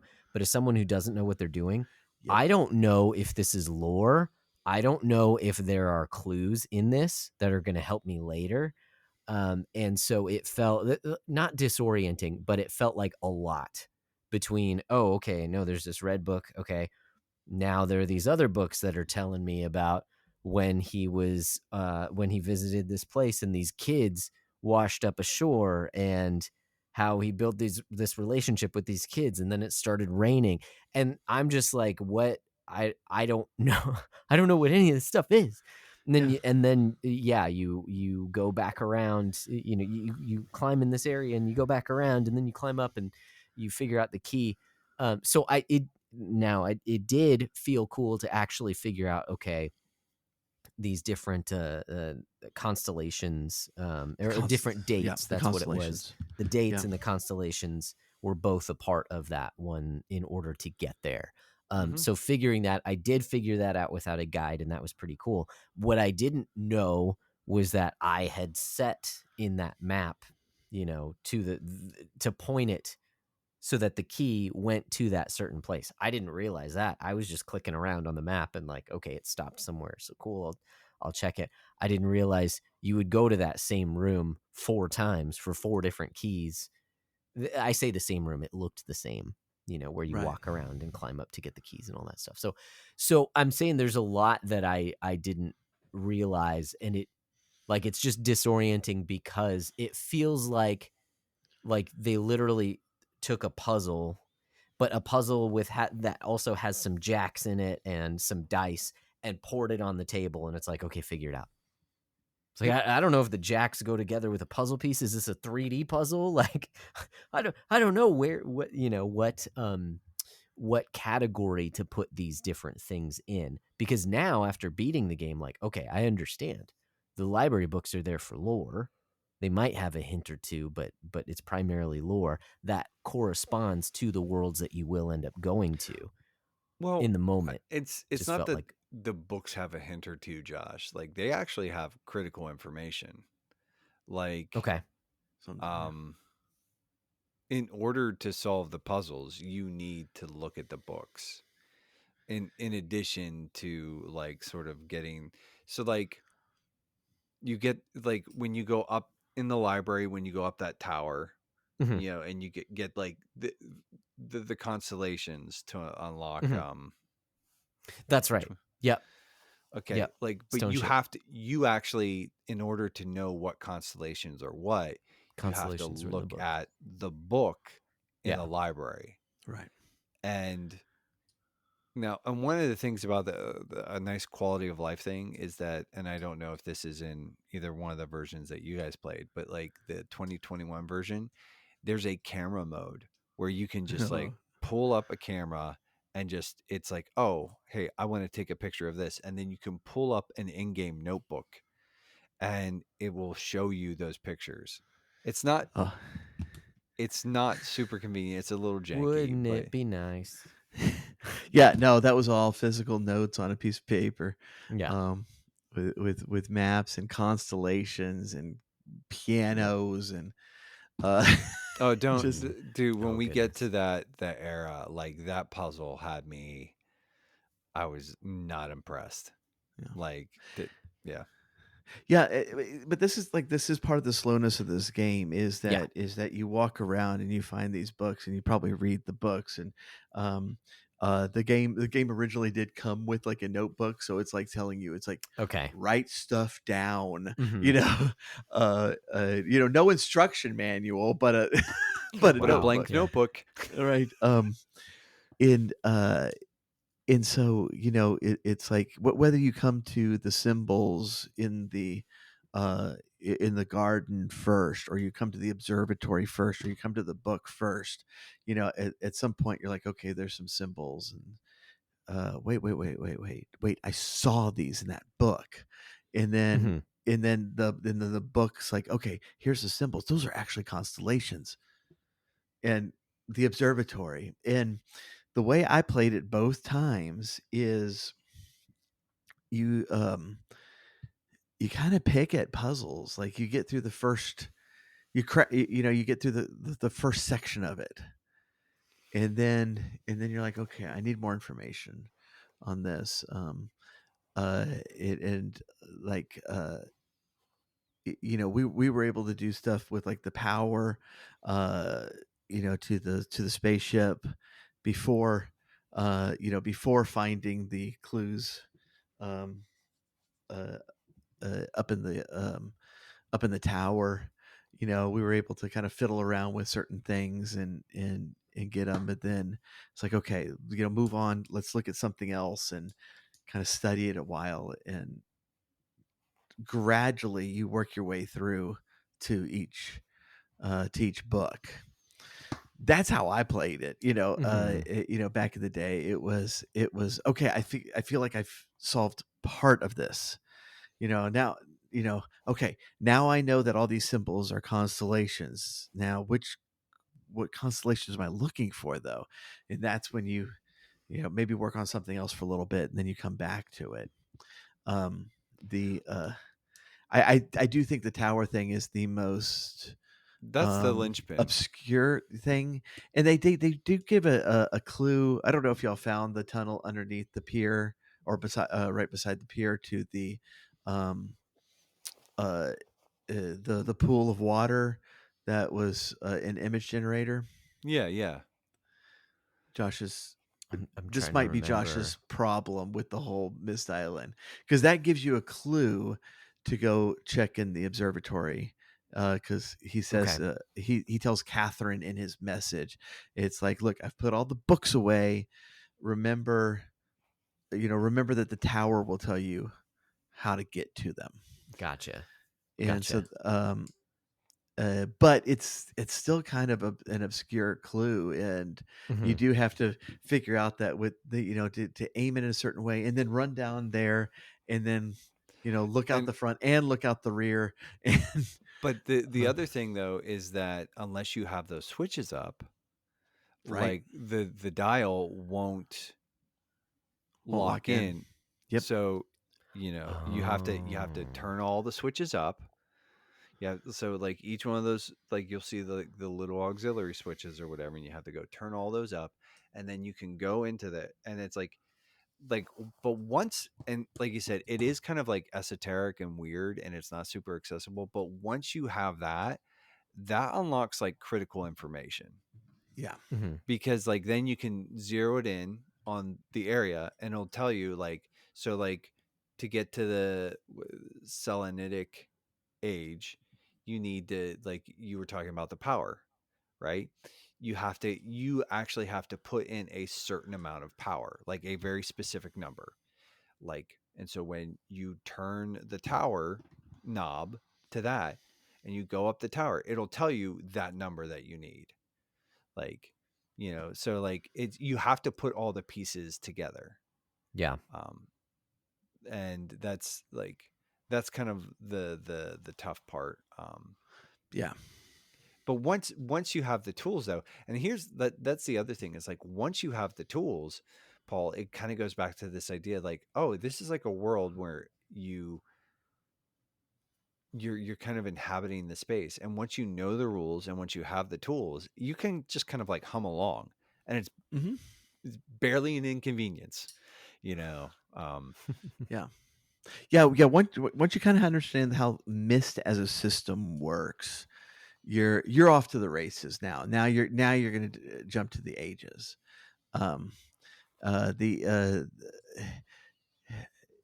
The ages to me were always a lot shorter than that initial section in Myst. Mm-hmm.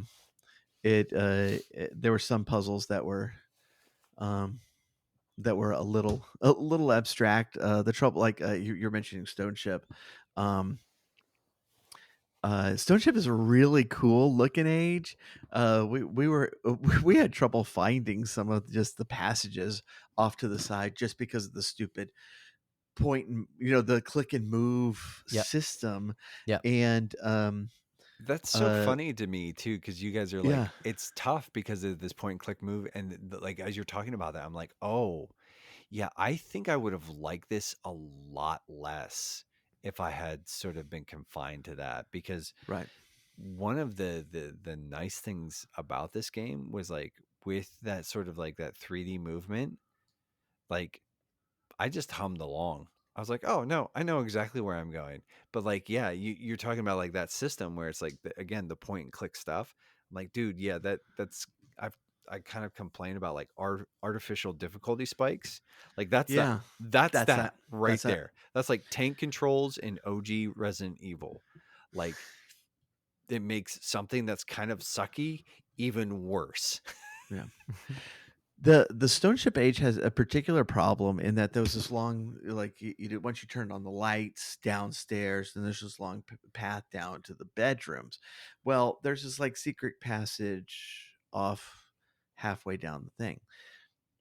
In the original Myst, once you walk that tunnel once, it lets you lightning travel through it. And so Yeah. And so I was lightning traveling past the tunnel every time, not realizing it was there, and until I was finally like, okay, no, we have to slow down. Okay, one step at a time because there's something we're missing here. Um, but Well, and there's ways that you can like totally bork yourself too, especially in Stone Ship. So like in classic mode, like, and there's a way to do it randomly, but like in order to solve the final one of the final puzzles, like the compass puzzle, like yeah, this is another thing about the game that I'm not a huge fan of. It's and again, it's part of like that thing where it's like if you're in the mindset where it's like there is no such thing as frivolous information here. Like I need to remember everything, I need to be writing things down. That's fine, but for a modern gamer, they're not going to be paying attention to this. But like even that right, puzzle in Stone Ship, where you come up to like there's the compass thing. The key to solving that puzzle is the initial, like, and so in classic mode it's always a fixed number, that number is always the same. It's yes, yeah, 135 degrees or whatever. um but there's a way to play in random mode, and if you go up and you're sort of just doing what you do in Myst and you're just pushing buttons and stuff like that, you can move that. You don't know what that initial value is, and there's, like I said, if you're playing like the random thing, you don't know what number that's on. And so when you go back wow, down to the compass room, like if you weren't paying attention, like all of a sudden you're just going to have to go around and hit and hit and hit and yep, hit. And that's horrific because it's like, I think it's not a full 180 degrees around it, but it's like, I think it's uh like with a variance of 15 degrees on each one. yeah. That's still a lot It's still a more than, lot. It's still a lot. Yep. It's so um, I wanted to, I guess I wanted to bring up some of that stuff where it's like, yeah. well, yeah, and one of those kind of awful puzzles that it was in my first world. Okay. Was in the selenitic. I don't know how to actually say Okay. that word. I don't Mm-hmm. do any of us do. It's a stupid, it's, like it's the one that I hate the most because it's like you have mechanical, you have channel wood, and you have um Stone Ship, Selenitic. and then you have And it is stupid selenitic. proper noun, like made Right. up proper noun name. Um, Also, the I first hate the puzzle to get into I that. mean, it is like futuristic, so they made up a word. I don't know. Sure. I love that world. It's the first puzzle in it is my favorite puzzle of the game, where you're matching the sounds, Hmm. and lining up lining up stuff to the sound and stuff, and I like, so few games really make you pay attention to the sound. I think it's great. um and then you go underground and you get into this submarine type thing on rails, and Robin Miller says that it's the dumbest puzzle in the game. I disagree with him.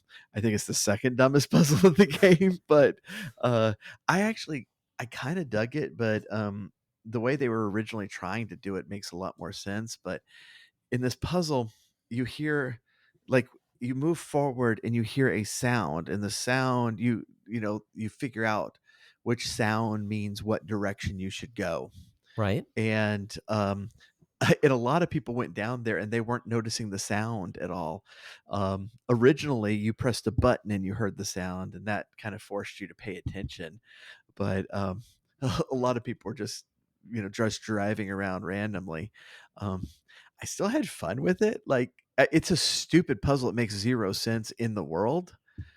I still kind of had fun with it just because I liked listening for the sounds, and Mhm. especially when they start blending two sounds together, and then Yeah. and then you're like, okay, what no, that was the clang and the boing. That means we got to go southeast, and Mhm. I liked that. But yeah, people hate that. People hate that puzzle. And Well, and admittedly, it doesn't make sense in the world. it's not only the obtuseness, because I agree, I like the puzzle in theory. It's that it was 14 steps. Like, you needed to follow it 14. Like, That's another 6 problem. You're right. times would have felt like a lot. But Yeah. 14 is just like, I have a guide and I know exactly where I'm supposed to go, and I'm still just like, oh my goodness, why does this take so long? That show me on the doll where the puzzle hurt you. You know exactly how many steps it was. Yeah. Well, yeah, the guide that I was going through said, this is how many it is. So yeah. And that is kind of rough because, like, I don't know in y'all's version. In my version, you have to go through each world twice because you can only hold one piece of paper at a time. Like in real Nope. like in real life, you can only hold one One page piece at of the time. You could hold both of them. Another quality of life. Oh, that's really Wow. nice. Is that you could just sort of like rip around in there and grab both pages. See, wow. in most worlds, the second trip is not that bad because all the puzzles are like solved, and you can just fly through it. That one, though, you still had to go through all 14 steps again. Yep. And it's like, oh, come on, that's a little irritating. But And that's actually like that. It's funny that was your first world, because that's like, I did the other 3 ages, and then I got to that one, and I kind of like stalled out on the puzzle sequence right before that. So yeah. That was definitely the last one that I did. I guess like the question though is like, one of the questions is like, like the ages don't really, they're interesting and there is lore in the game associated with them, but it's like they don't, aside from being sort of like set pieces and the puzzle, the different puzzles, like they're really not that important. It's, and again, it's like there's like the bedrooms, you talk about the bedrooms of the brothers. The one, the bedrooms that I found, and well, except for in the Selenetic age, because then you just find their pages like sort of just laying on benches. But the one that I wanted to bring up, just as far as the brothers go, was like their bedrooms in the mechanical age, where it's like you're on the giant cog or whatever. In order to find their pages, you have to go into these secret rooms or whatever. Yeah. And so where you find out, and this is like the thing where it's like, I think everything else is kind of like that you find. It's like it doesn't sort of really explicitly mention the brothers' kind of depravity, because like that's the thing, as like you're playing the game, it's like you explore the bedrooms and it's like, okay, like this is like, okay, maybe not everything's on the up and up, But then when you get to the mechanical age and you're looking at their bedrooms and you find the secret room, like Cirrus has one where it's a note from what's his brother's name? Um, Akinar. Akinar. It's like, quit taxing my subjects, you're greedy and all this other stuff. And you just see like all this treasure all over the place in the secret room, right? And then you go into Akinar's room and he has a torture cage. He also has a box with a head in it. Yes. So it's like, oh, okay. So neither one of these guys is what we would call great people. Like one has an electrified cage, and a head in a box. Uh, the other one is apparently just pilfering all the wealth of the natives of this plane. And I think it's not made explicit in the game, but I did do some reading around, and it's like, I think the games may answer this question, but and I don't think it's mentioned specifically in Myst, but it's not made clear whether or not they are actually creating the worlds or whether they are just sort of writing a portal into a pre-existing age and era. We're going to get to that. That's really important. Yeah, I did some reading ahead.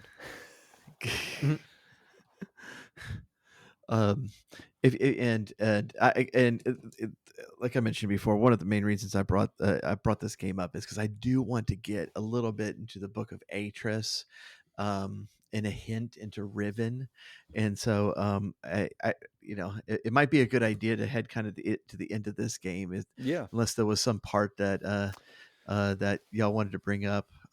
We didn't really talk about Channel Wood. Channel Wood is my favorite world. It's forested world with a lot of piers over water. I think it's beautiful, and the puzzles are fun. These giant trees, and that's I think what would be helpful, I think, too, is just give a brief overview of each zone.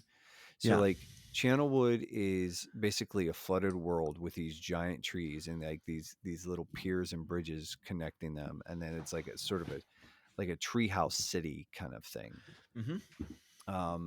And then you have the mechanical age, which we sort of talked about, which is essentially just a giant cog island that it has a few sort of connecting islands that you can, when you get, after you unlock the correct sequence, you can get in and you can actually move the sort of a bridge to different islands. And that's actually where I first noticed the importance of sound cues, because in that, there's a timer, when you move it, it doesn't tell you where you are. I figured out it's a 3 or a 4 count. If you count 3 or 4 seconds, yes, right. that'll give you roughly 90 degrees. And there's a corresponding sound cue for each one of the key points in that turning. Yeah.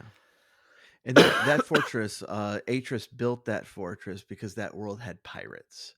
And that's some of the stuff you learn in the journals and stuff. But basically, he built this in order to keep the pirates away, and it did work. And then Cirrus and Akinar showed up, and so and they kind of ruin everything because that's what they do. Yep. But then you have Stone Ship, which is basically a giant rock island. And one of the fun bits of lore was that when Atris was sort of learning his art, Stone Ship was one of his first books. And he was sort of exploring it and trying to figure out the things. And he met some boys and they lived on this rock and they were sort of talking.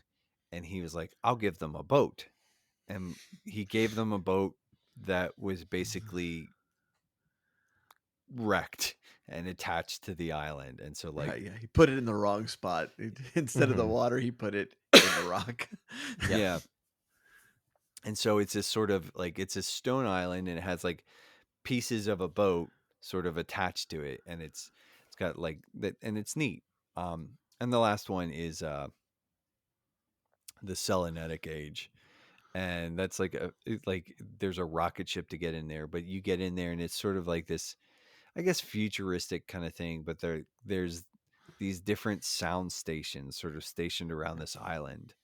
And all of the puzzles in that are primarily just about sound, which is cool, but also a little frustrating. And even, dude, before, like, the puzzle to get into the Selenetic Age, like with the keys and then moving the sliders, whoever thought that was a good idea needs to feed their hand into a meat grinder.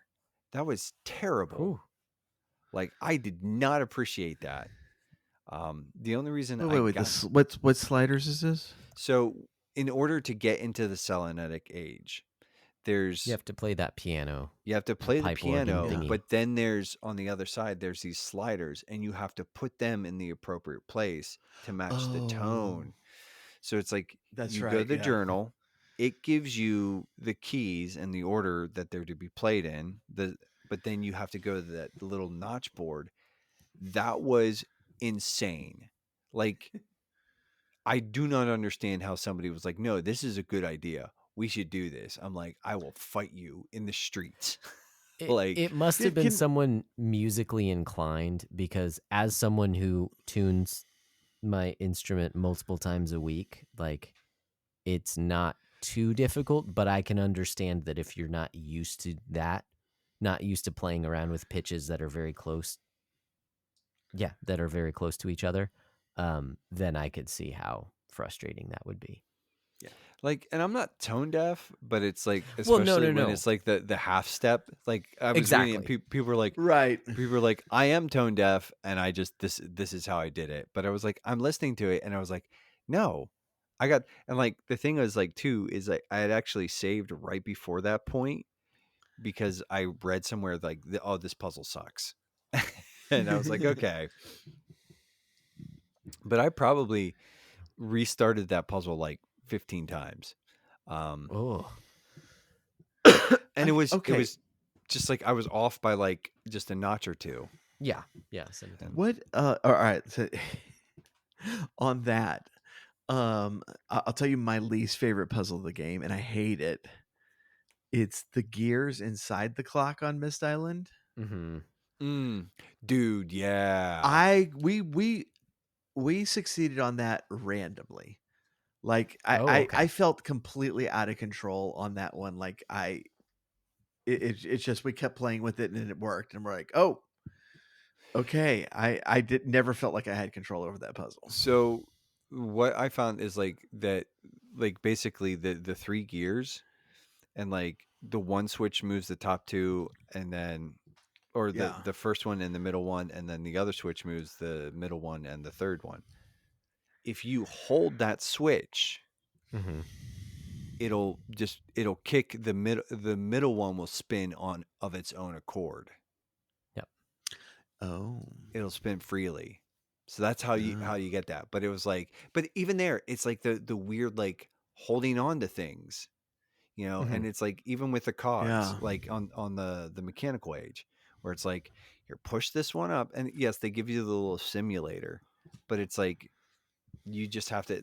The only way that you get the countdown is if you go on the simulator and you play around with that, and you're like, oh, hey, here's what this means, So Yeah. Interesting. anyways. Yeah. There's a puzzle in the rhyme age that was pretty annoying, that you have to do different things. You click on there's like 6 different trays.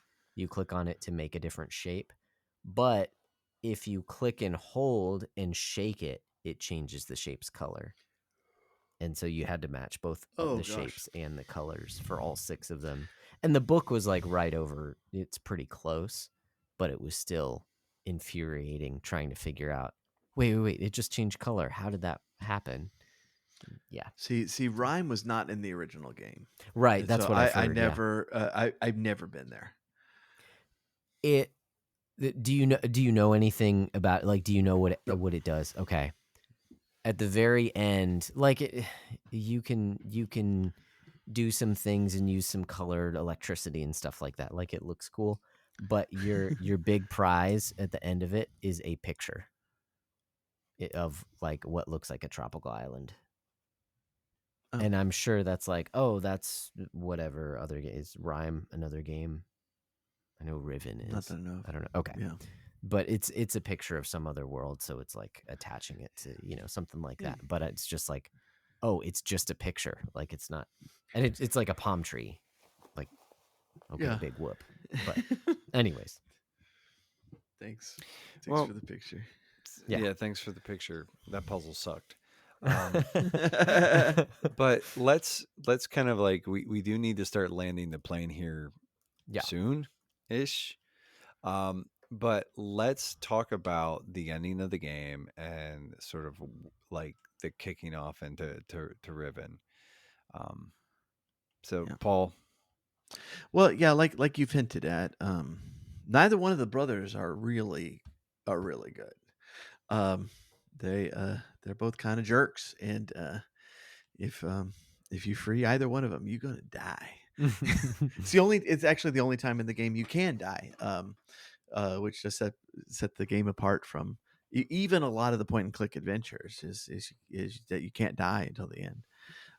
But with a few like one more puzzle, you can actually get to Atris, who is not dead, and Mhm.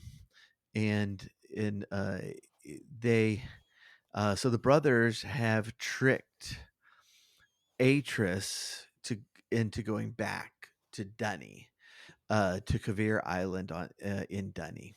Dunny is several miles below ground under New Mexico, and he is trapped on the island because they took one of his pages out of his book. Then they convinced Catherine to go to Riven, and we'll get into kind of the significance of that in a bit. But um, Atris has been desperately trying to keep Riven together, so that Catherine can be saved, because it is a world that is falling apart. And so he's been very, very busy writing in the book to keep it going. Um, and that uh, that let the brothers run wild. He does go and burns their books, and then comes back and says, yeah, well, enjoy the island. I'll call you when I need you. And that's the kind of stick in the mud ending. Um, and that's the good ending. that's the good ending. Yeah, and like as a uh the way it's going to feed into Riven, I really love. But as an ending, it's not good. Hmm.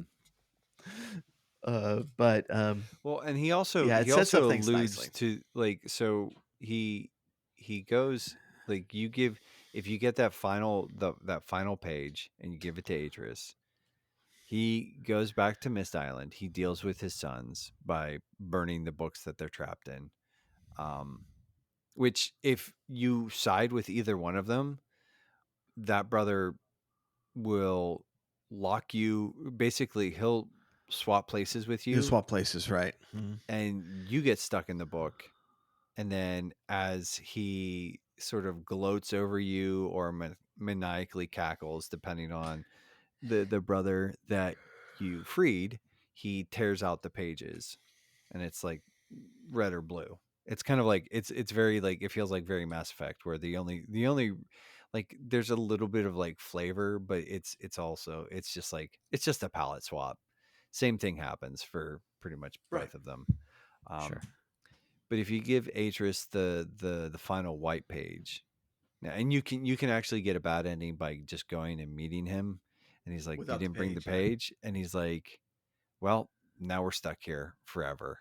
That sucks." Um, but if you bring that last page, that sort of opens things up, and then he actually says like, "I'm fighting against like I am contending with someone that my sons have no idea." Like he's like, they have no idea how serious this is, like, Yep. or they had no idea because apparently they're dead now, because he burnt the books that they were trapped in. But But yeah, and that's the illusion to Riven is like, yeah, you're going to Right. go get Catherine, but you're also going to go face this foe. Right. And this is where, like, because the first book in the trilogy, which also Rand and Robin plotted out with Dave Wingrove, and they're really well written. Like Nate, I think you're really going to enjoy them. Mm-hmm. And If I don't, I'm they're going going to hold you accountable. absolutely. And like anybody who's like, you can be interested in Myst, just play Myst. If you want to go a little bit deeper in the lore, I suggest Myst, the Book of Atris, and then the game Riven. If you want to go deep, there are 3 books. They're all very good, but Book of Atris is the best one. This kind of that book kind of explains a little bit about what's happening, and it talks about Atris's uh, childhood. Um, he lived at what is known as the Cleft in New Mexico. Um, growing up, and one day the cleft kind of opens up in this earthquake, and a few days later, Gin appears, and Gin is Atris's father.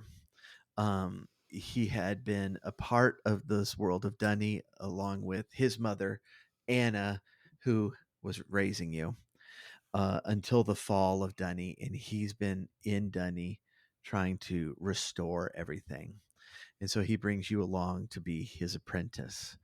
Um, there's there's the main conflict between Gin and Atris, and this is kind of where I think um it's important for us, is what Nate was alluding to earlier. It's what is the nature of these books? What is this? What is it this art that we're actually doing?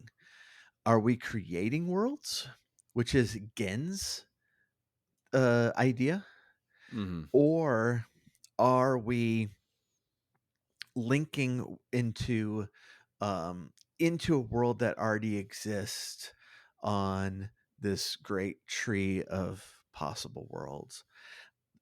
The reason that's important is because Gin very literally thinks of himself as a god.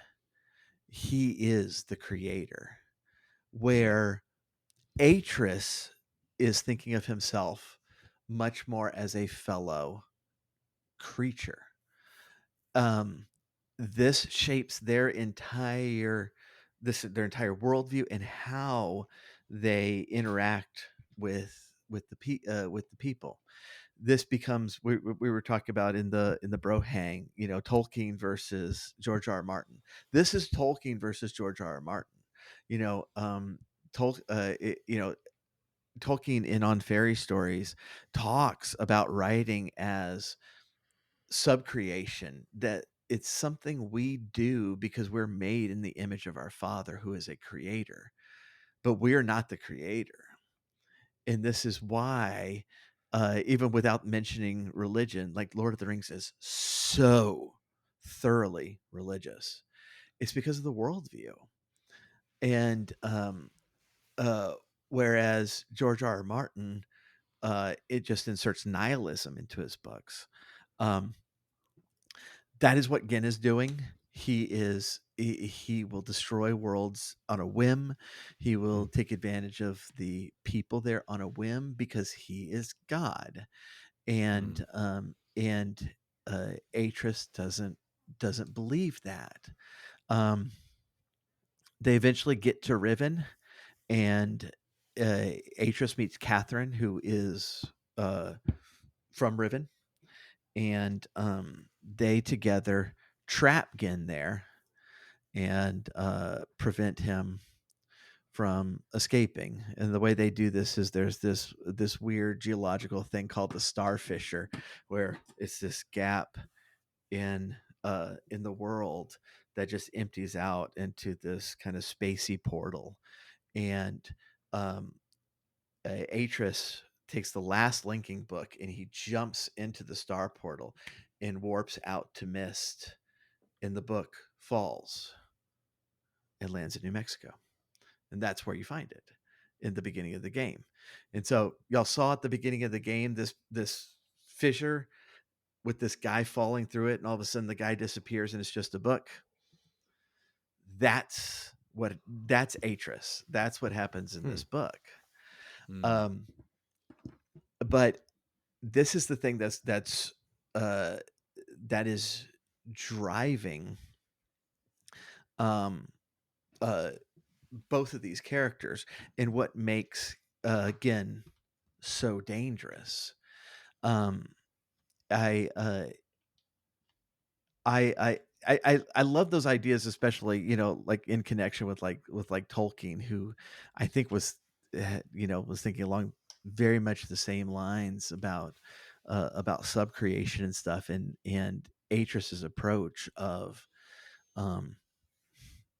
recognizing that he has this ability, but it is in service to the greater creation. He is a steward of worlds. He is not he is not the grand sovereign over them.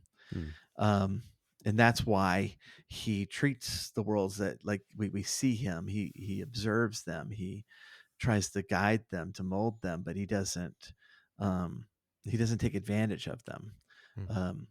We wish that he would spend more time observing his sons, who are clearly lunatics. Pass that on. But this is the thing that's going to drive a lot of the stories going forward, is how the Dunny view others, and how do they recognize themselves as something greater, or do they recognize that they are in service of a greater power? That's throughout the books, and they like I said, I like all three of them. The Book of Atris is the best one. I got to reread it in preparation for this, and it was it's just really, really good. So cool. For anybody who wants to go deeper into lore on Myst, at very least, Myst, the Book of Atris, and Riven will give you a good foundation. And the Book of Atris gives hints as to what you're going to find in Riven.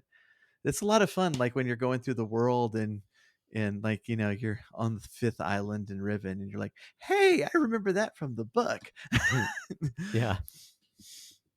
Nice. That's cool. Well, I'm fading, guys. Like, I don't know about you two, but like I am really struggling to like kind of like, I gotta almost do like the Bugs Bunny, like use toothpicks to prop my eyelids open kind of thing. Like, it's, and yeah. So let's just kind of land the plane here and sort of just close it out. But I think next the we do have a few forms to sort of like wrap up on our way out. But so I think we need to just acknowledge shout outs. Joshua, I'm gonna go first because I'm tired, and but I'm gonna shout out Paul. You've been a patron of the show for, I mean, pretty much since the beginning. You always come on and like do these beefy episodes with us, and you know what, like this. Sorry. Well, no, it's not bad.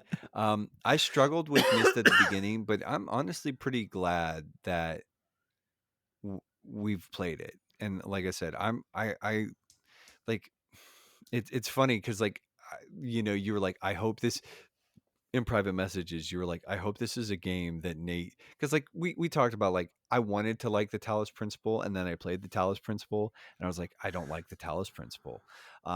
It's like I want to like it, I can acknowledge that it's a good game. It's also super not for me. I didn't quite hit that. That's like, I wouldn't say like I love Myst now, but I was like, oh no, like once you get it, like, yeah, this makes a certain amount of sense. I kind of I've had a good time playing it. Like, I think like I've needed help, but it's like once you get that sort of like hand up, and it's like as soon as like you sort of have the context for, I'm like, oh no, like I get the game, and I like that about this game. I still think point and click adventures are kind of like, nah, they're not my favorite. Yeah. Like, They're not for everybody, and they're not even for most people. I yeah. totally get that. But I have been, and it's like, I think what's kind of interesting is like the lore and everything else. And it's like, we were talking about it. It's like I put Riven and Myst 3 in my wish list on Steam because I was like, oh, maybe someday I'll want to double back and Yeah. finish these out. Cause like it is And- interesting to me. So Right. shout out to you, Paul. Well, thank you. I will say, like, technology improved. I think both Riven and Myst 3 are better than Myst. Okay. Okay. They're they run a lot, they learned a lot of lessons from Myst. Sure. And Riven was my favorite of the three. Okay. But I think anybody who enjoyed Myst, who's enjoying the books, should definitely at least go on to those, to Riven at very least. But Myst 3 is very, very good, and I'm going to be hopefully getting to Myst 4 and 5 here soon, because I need to, as much as I talk about Myst, I need to play them. Yeah, there you go, man. Nice. How about you, Josh? You got any shout outs? No, outside of Paul, just to shout out for being here and for keeping me apprised of different, news articles and things that are going on in the world at large. Yes. He keeps you via he keeps you Discord informed. Exactly. Because we don't want to get our news on, Facebook or somewhere like that. Like, that's not where you go for Or news. X. So yeah, Or TikTok or Insta. So I wouldn't be apprised of current events if it weren't for you, Paul. So thank you. No one will understand that, and there's a reason why no one will understand that. That's absolutely okay. Yes. We're gonna leave it at that. Yeah. I mean, if we're giving kind of final thoughts on the game, is like, frankly, I think the game is just okay in 2025. Sure. I totally understand when it's of its time, and in that context of, you're going to sit down, you're going to play this, you're going to think through these things, you're going to have time, you're going to write stuff down, you're going to go back and forth. Like, I get that. That's not how I want to play games in as a 36-year-old man. That's all. Sure. Yeah. So I get it. I think all the lore is very intriguing now, like getting it, because like you said, there's not too much of a plot with this first one. No. It feels like an introduction is frankly what it, to me. And so I could see this going to some cool places, especially as you're talking about, these different relationships that are going on and things like that. So, that's kind of my final thoughts on it. But I mean, I'm glad I played it. And to its credit, once you do figure things out, and maybe this is just all point and click adventures, but once you do figure things out, like, it's a smooth playthrough, if that makes sense. So yeah. So that's all I got. Good. I do appreciate y'all playing playing it. I feel like I come with very old janky games to y'all, and y'all are always down for them, at least for a while. until it's like, I have put 60 hours in this thing, and I hit a game-breaking glitch that sent me back 20 hours, and I was like, no, thank you. Oh gosh. Like, I don't know if it was that bad, but it was like, with Baldur's Gate 2, I remember I lost like, it was at least like 3 or 4 hours, and I was like, I'm done. I can't do this anymore. But that was by the way, my original playthrough of Diablo 2. is I was on Diablo's doorstep, and I was just gaining a couple more levels before walking in that door, and the game glitched and deleted my save file, and I No. didn't beat the game No way. until I guess about 2 or 3 years ago. Oh, jeez. Wow. Oh, jeez. I loved it, but I was like, no, I can't do it again. Like, Yeah. Yeah. no, goodbye. We're done for now. That's We're done rough. for now.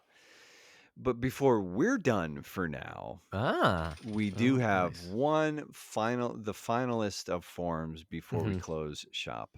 It's That's here. right. It's Josh. I think it's time to check in with our. Oh, hey, who is that? Here comes a new challenger. There it goes. There it Hey. Hey, it's just a new With challenger. our challenges. So last episode of every month, we sort of talk about personal challenges that we brought up. As far as an update goes, I talked about an exercise regimen. I still haven't done that. I'm fat, and I need to stop being such a disgusting fatty McFat. No, I'll get there. Like I'm back on the overtime list, and so Sweet. like I'm working extra days and extra hours, and it's like that's kind of gobbled up a lot. Like, I mean, I get up earlier and I work later most days. So it's excuses are like buttholes. We have all got them and they're all stinky. So, but that's my excuse. I don't have any new challenges going forward. I really do need to get some sort of like lifting regimen back in rotation. So Gotcha. that's it for me, buddy. Your kettlebells. Yeah. No, I mean that's what I'm talking about. Like I'm gonna probably do kettlebell workouts. I actually have to do it.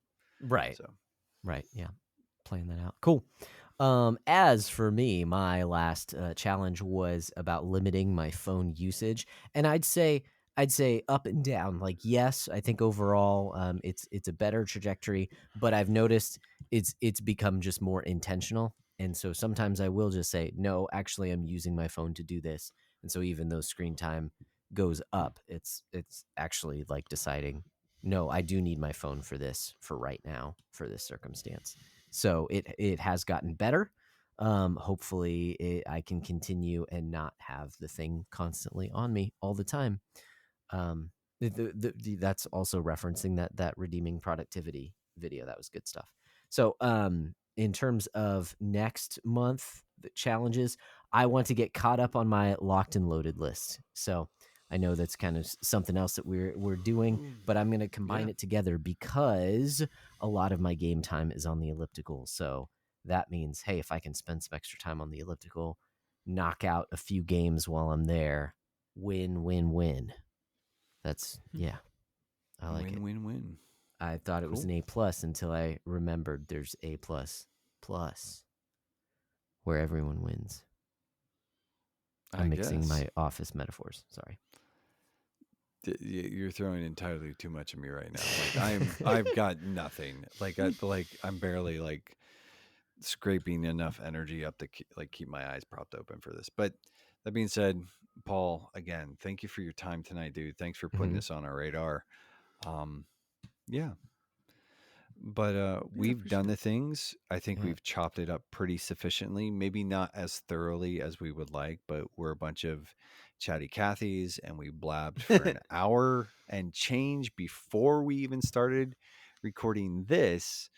If you guys, and again, Nate, I'm just gonna like throw like a last minute plug.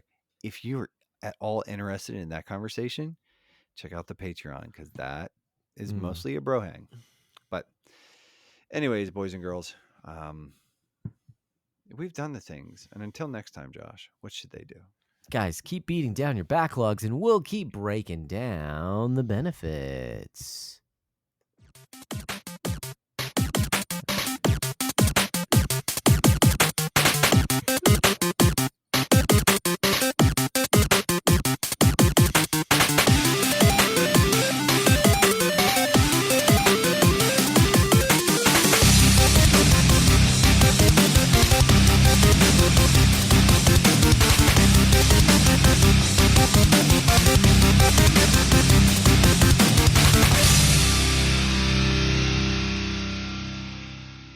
guess we're gonna have to end it. I'm getting a little misty-eyed just thinking about it.